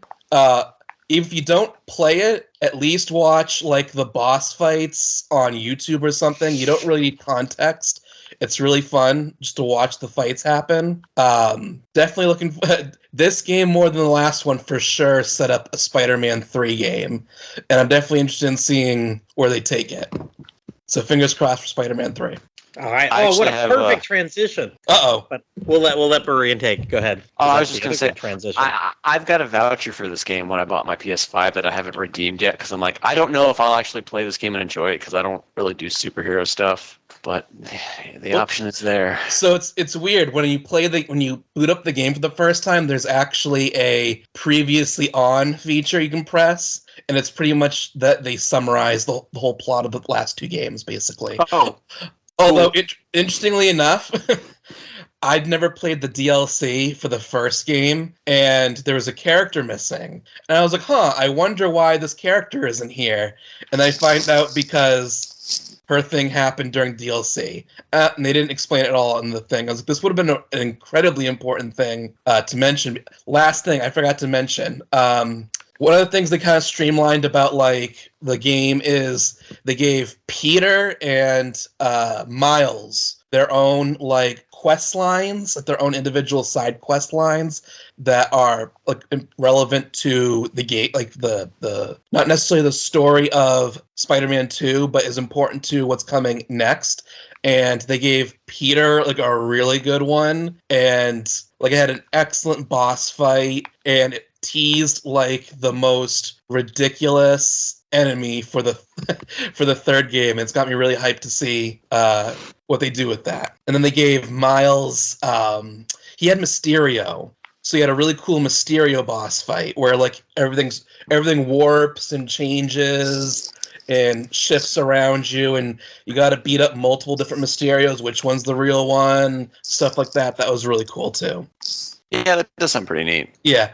But it's like 20, 25 hours. You can probably finish the story mode in 15. So, I mean, you don't really need to know much about the previous game. Hey, Spider-Man, he beats up bad guys. That's pretty much all you need to know. That's all we need. That's all we need. He does? Yes.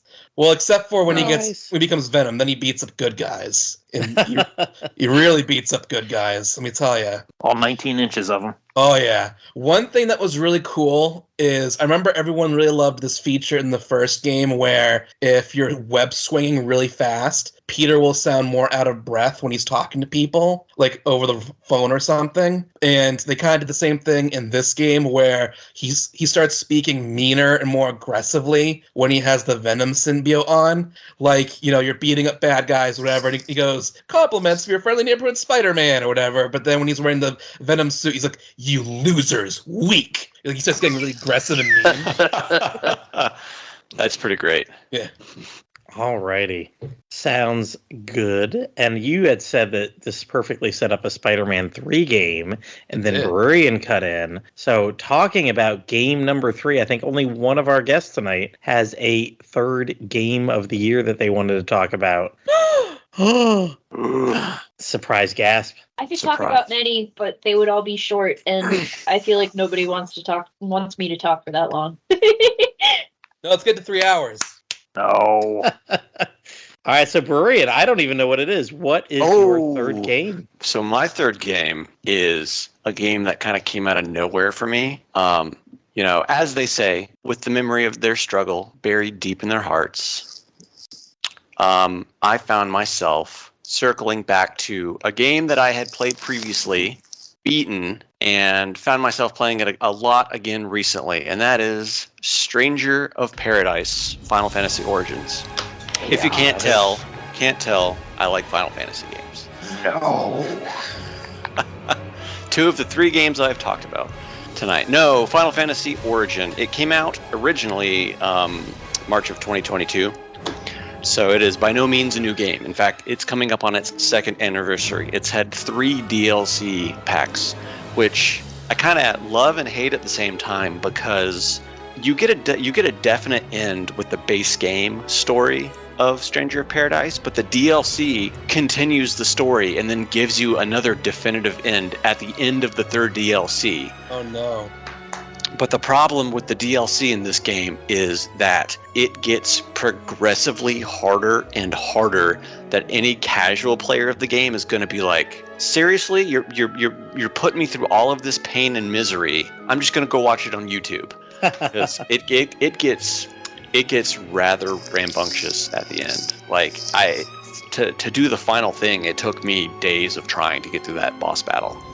But Stranger of Paradise, when the game came out in 2022, early 2022, in the first 3 months of the game, I had put 150 hours into the game, and then I had to put it down and come back to it once the first DLC came out. Because in the base game, you've got 4 difficulties. You have casual difficulty, which so I guess the lead out to this is it's a Souls-like game that is a prequel to Final Fantasy 1. And that seems like a very odd thing to do because it's not an RPG. It's not a turn-based game. It is it's done by Team Ninja, who does the Nioh game. So it's basically Final Fantasy Nioh, I guess I could say. Like I say Souls-like, but it doesn't quite play like a Dark Souls game. It's a little bit more quick-paced. The game is all about gear management.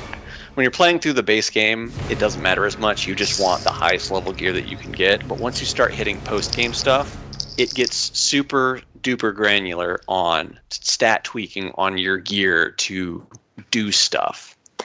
And obviously, I really enjoy this game because it is a prequel.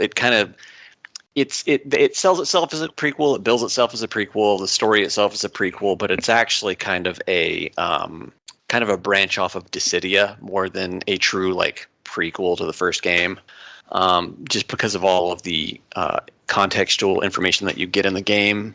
You can pick up pretty quick that, this is all based off of stuff that is happening in Dissidia, so it kind of bleeds over into this, and this is why this is happening. But it's at the same time, it's not like in your face about it. If you've played Dissidia and you know the Dissidia story, you'll pick up on it.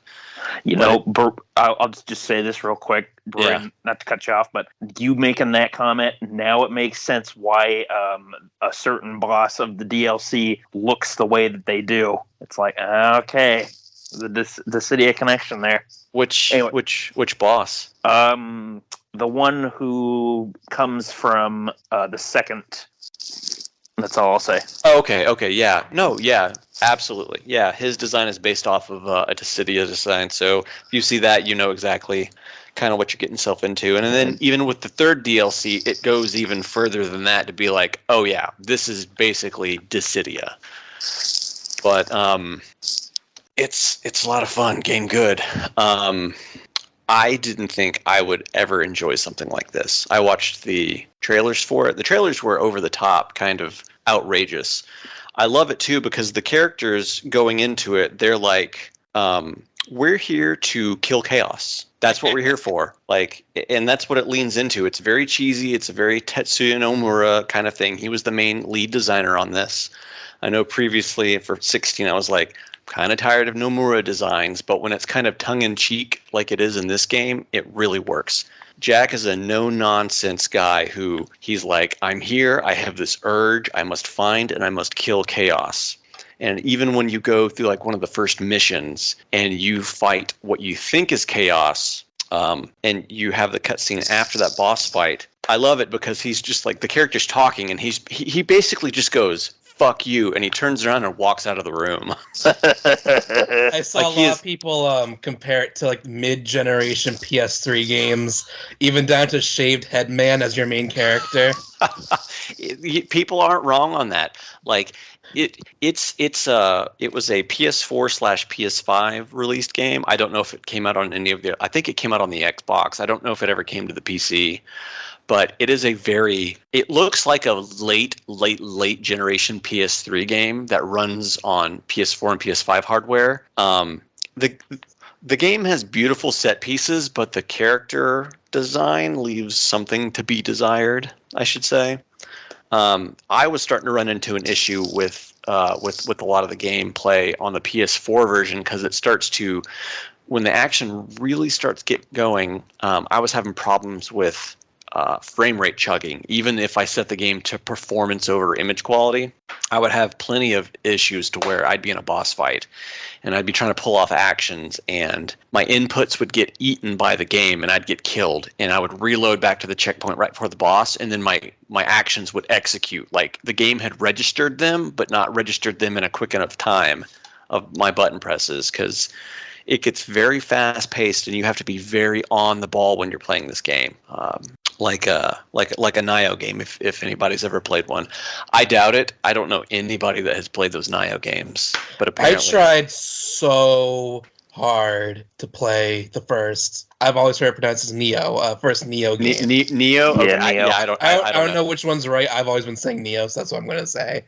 I literally could not get past the prison, like the very first area of the game. So I was like, okay, I've tried for like hour and a half, like the length of a movie. This is not happening. I get it because I found myself endlessly wandering in that prison. Like, where the hell am I supposed to go? Was a lot of the issue that I had because the level design was just really poor in that opening area at least. But well, I think I just wasn't very good at it. Like, unfortunately, you have to kind of rely on your raw skill at that point in the game because you're completely naked, and it just was not happening. I was confident that once I got out of the prison, I would fare a little bit better when I have gear and stuff like that to kind of cushion my fall. But when you're just a naked man with a stick, I was like, this is not going to happen. It's a little tougher, and skill issue. Skill. Yeah.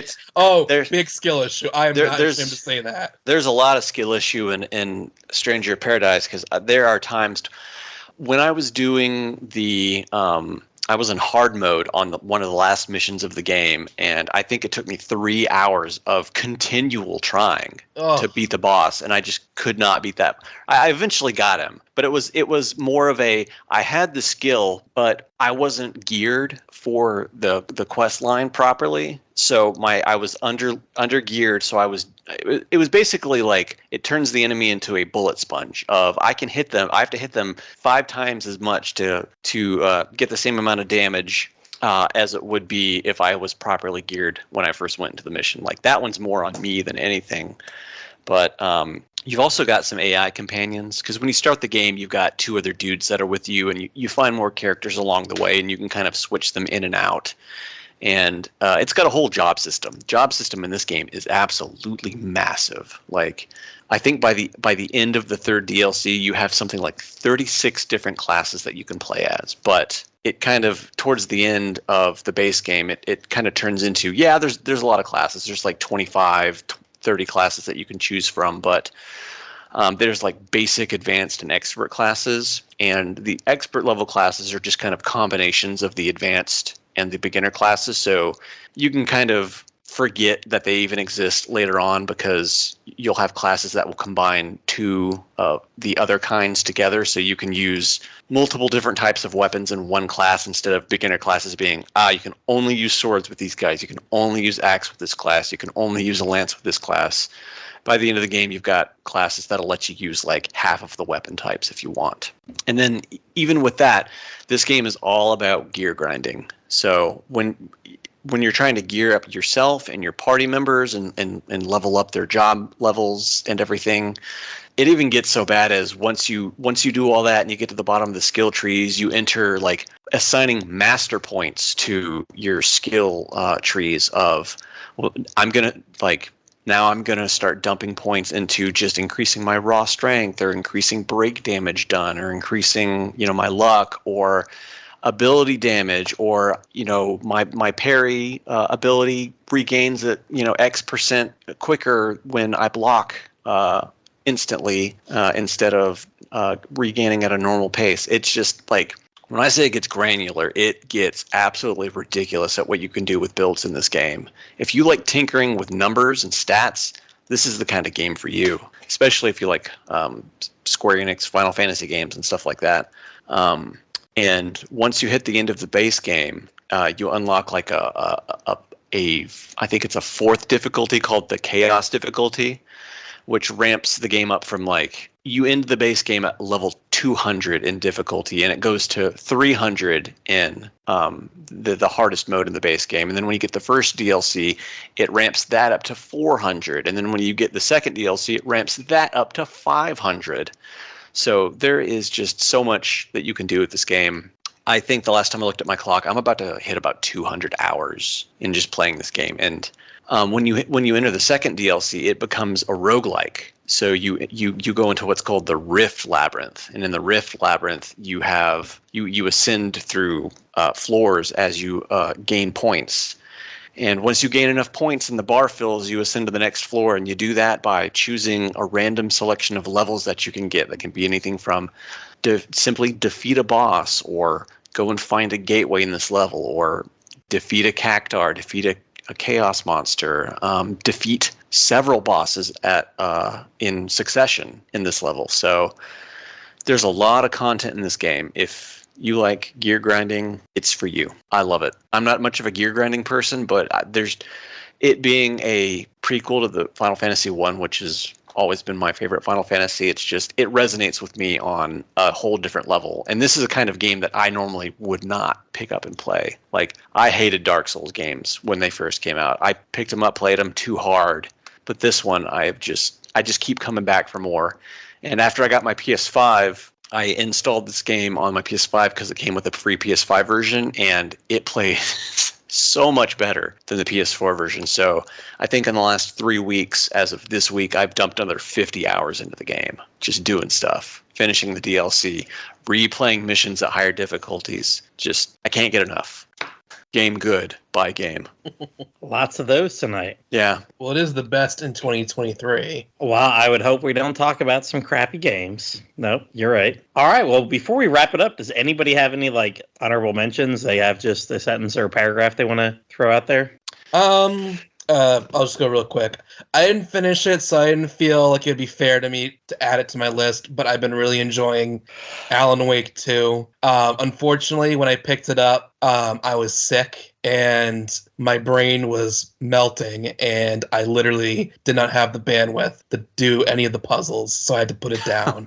Oh man. That's the worst. That's the worst. Well, because one of the mechanics is in Alan's section, he's literally carrying around a lamp and he can capture light and it changes the way the environment looks. And sometimes it'd be very subtle. You wouldn't notice, except for there's a ladder over in the corner now or something. It was like, oh my god, I can't do this. There was there was one mechanic where you're in a tunnel and Alan can shift into his writer's room and he can change the way the area looks by changing the scene. So he's in a room in a underground tunnel and he does murder cult, and all of a sudden it looks like a cult has been by, or a murder scene, and then all of a sudden the room looks a little different because something else has happened there, and it's like, oh my god, I can't do this. And you can only change certain areas, not the whole area. So you have to go to a certain area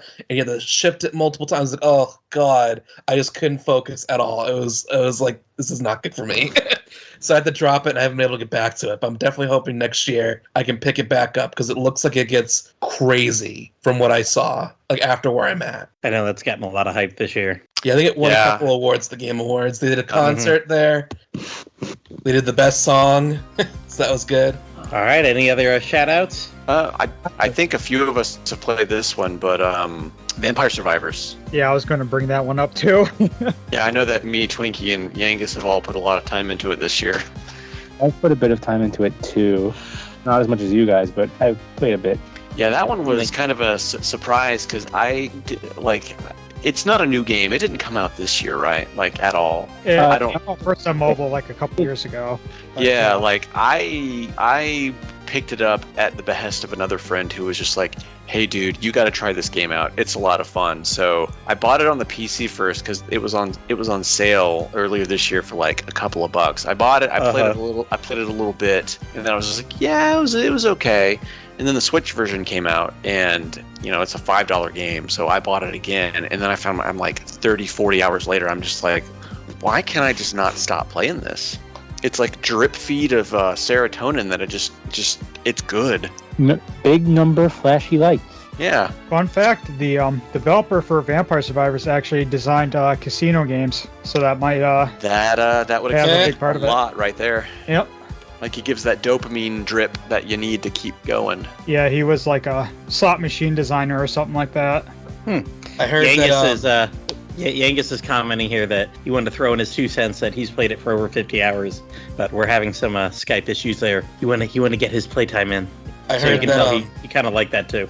Let me check mine because I'm curious. I have 85 hours on Steam. On Switch, I probably have about 40. So that's all from this year, essentially. Wow. I think I've only got 30 to 40 hours on the Switch version. But for me, I lay down to go to bed and I'll pop in a quick game and then 30 minutes have passed because I've cleared a whole stage. Who's your favorite character to play as? I like who's the one with the cross? I like the cross.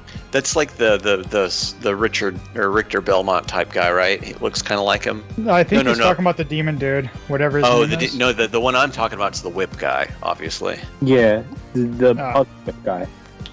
Is he one of the that are unlocked as soon as you start the game? Or I think I have that one unlocked because there are a ton of unlockable characters in this game. I like the whip one and the holy water one. Yeah, the holy water one's good. I play as the one, I think her name is Poplia or whatever, but she's got that completely vertical attack that fills the screen. Yeah. Song of Mana. Yeah, I use weapon. I'm not really so crazy about her ability.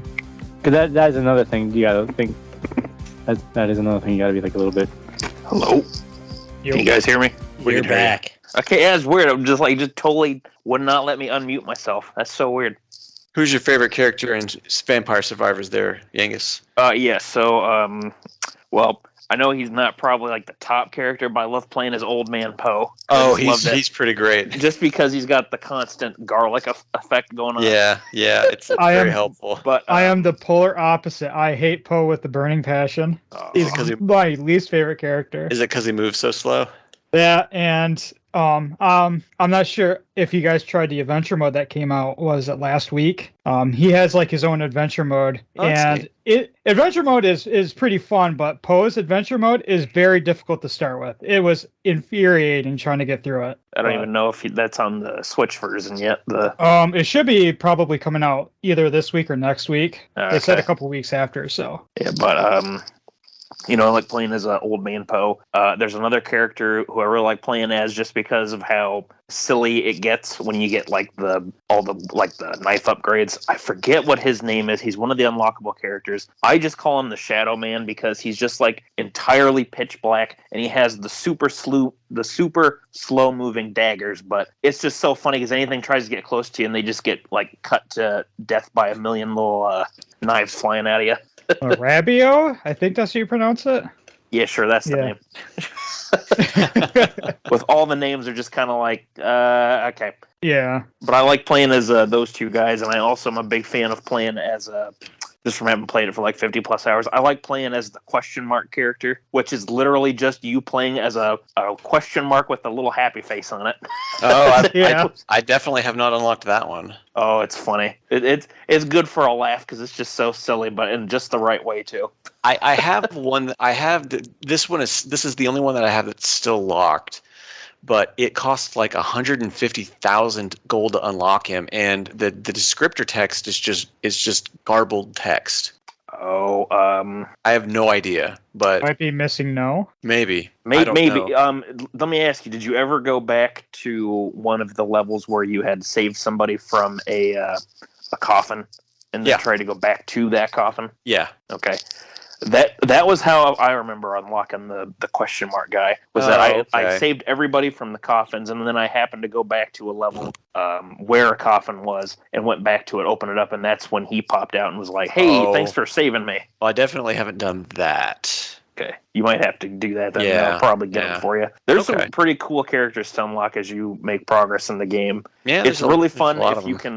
Sorry, go ahead. Oh, I was just saying, there's a lot of them. Yeah, yeah. It's really difficult to do, but if you can manage to survive past the 30-minute mark and defeat the Red Reaper, you unlock a playable version of that character. Oh, it's so much fun. Oh, I didn't know you could beat him. Like, I've gotten like 5 seconds past, but I didn't know you could beat the Reaper. It's really tough. It's really difficult. When you said the Clockwork Lancet was terrible like a month ago or so, I didn't make any comment on it because, if you know its evolution. Huh. Hint, hint. Hint, hint. All right. Right. But yeah. Vampire Survivors, it's a lot of fun. It's way more fun than I was expecting. When I first saw it, I'm like, okay, well, whatever. But the more I watched it and just kind of then I finally got a chance to play it. I was like, oh my God, this game is really like surprisingly addictive. Yeah. It's great. I love it. And it's cool too that for one, the price point's really nice for it, but it's also cool that you unlock so much stuff just by like trying out different things, or like if you think to yourself, oh, I should try doing such and such in a level, or try and go for this, or go collect items of this type. The game will usually then have a reward for you once you beat the level, where it's like, hey, you unlocked this thing, or you unlocked this new character, or you unlocked this brand new special version of a stage. So I appreciate that they have like that nice little sense of reward where it's like, hey, if you kind of think outside the box and try such and such, then hey, here you go, you get a little prize for it. Yeah. But yeah, it's game good.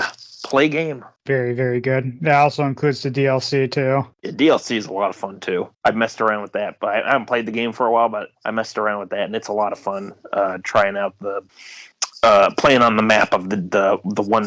I forget what it's called. It's like the Japanese inspired DLC where it's like has like the big snowy mountain and there's like the orcs and everything. Oh Or yeah, ogres. Moonspell, I think it is. Oh yeah, Something like that. Yeah, Moonspell. That was a lot of fun. But yeah, to quote everybody else from this episode, game good. I like game. Go play game. All right. So, Blue, did you have anything else you wanted to throw in there, just for a couple quick Well, ones? like I said, I played a lot of games this year. So I played Persona 3, 4, and 5. I had played 5 previously, but I was cleaning up some trophies on the vanilla version of it. And I played a lot of Tales games and cleaned up some trophies on those. And my brother and I have been going through all of the Ace Attorney games, and now we've started on the Danganronpa series. So we've been Oh my! Hey, we've been on a visual novel kick right now. if you get Final Fantasy Explorers for the 3DS, I'll play that with you. It's Oh, Monster man. Hunter Final Fantasy. Monster Hunter Final Fantasy. Can you even Hey, play that anymore? You have until it's- March. until about March. Oh, that's April. right. That's right. Duh, Yeah. That's why I played Terry's Wonderland. Duh. Speaking of Wonderland games, we'll have one next time. Can't believe nobody talked about Wonderworld. I thought for sure Eel was going to talk about that. Wonderworld? Yep, good old Wonderworld. All But right. Yeah, I mean, those are Sorry. Everybody. Blue, you go. Blue, you go. those were the kind of the big things that I did this year, and I mean, those are big things in a lot of things, but this kind of sums it up. Am I good to go now? Yes, you Yeah. go now. Good. I was gonna say soon Blue will be talking about her favorite routes in all of her visual novels and romance this guy, romance that guy. You know? She's gonna play all those Steins Gate visual novels.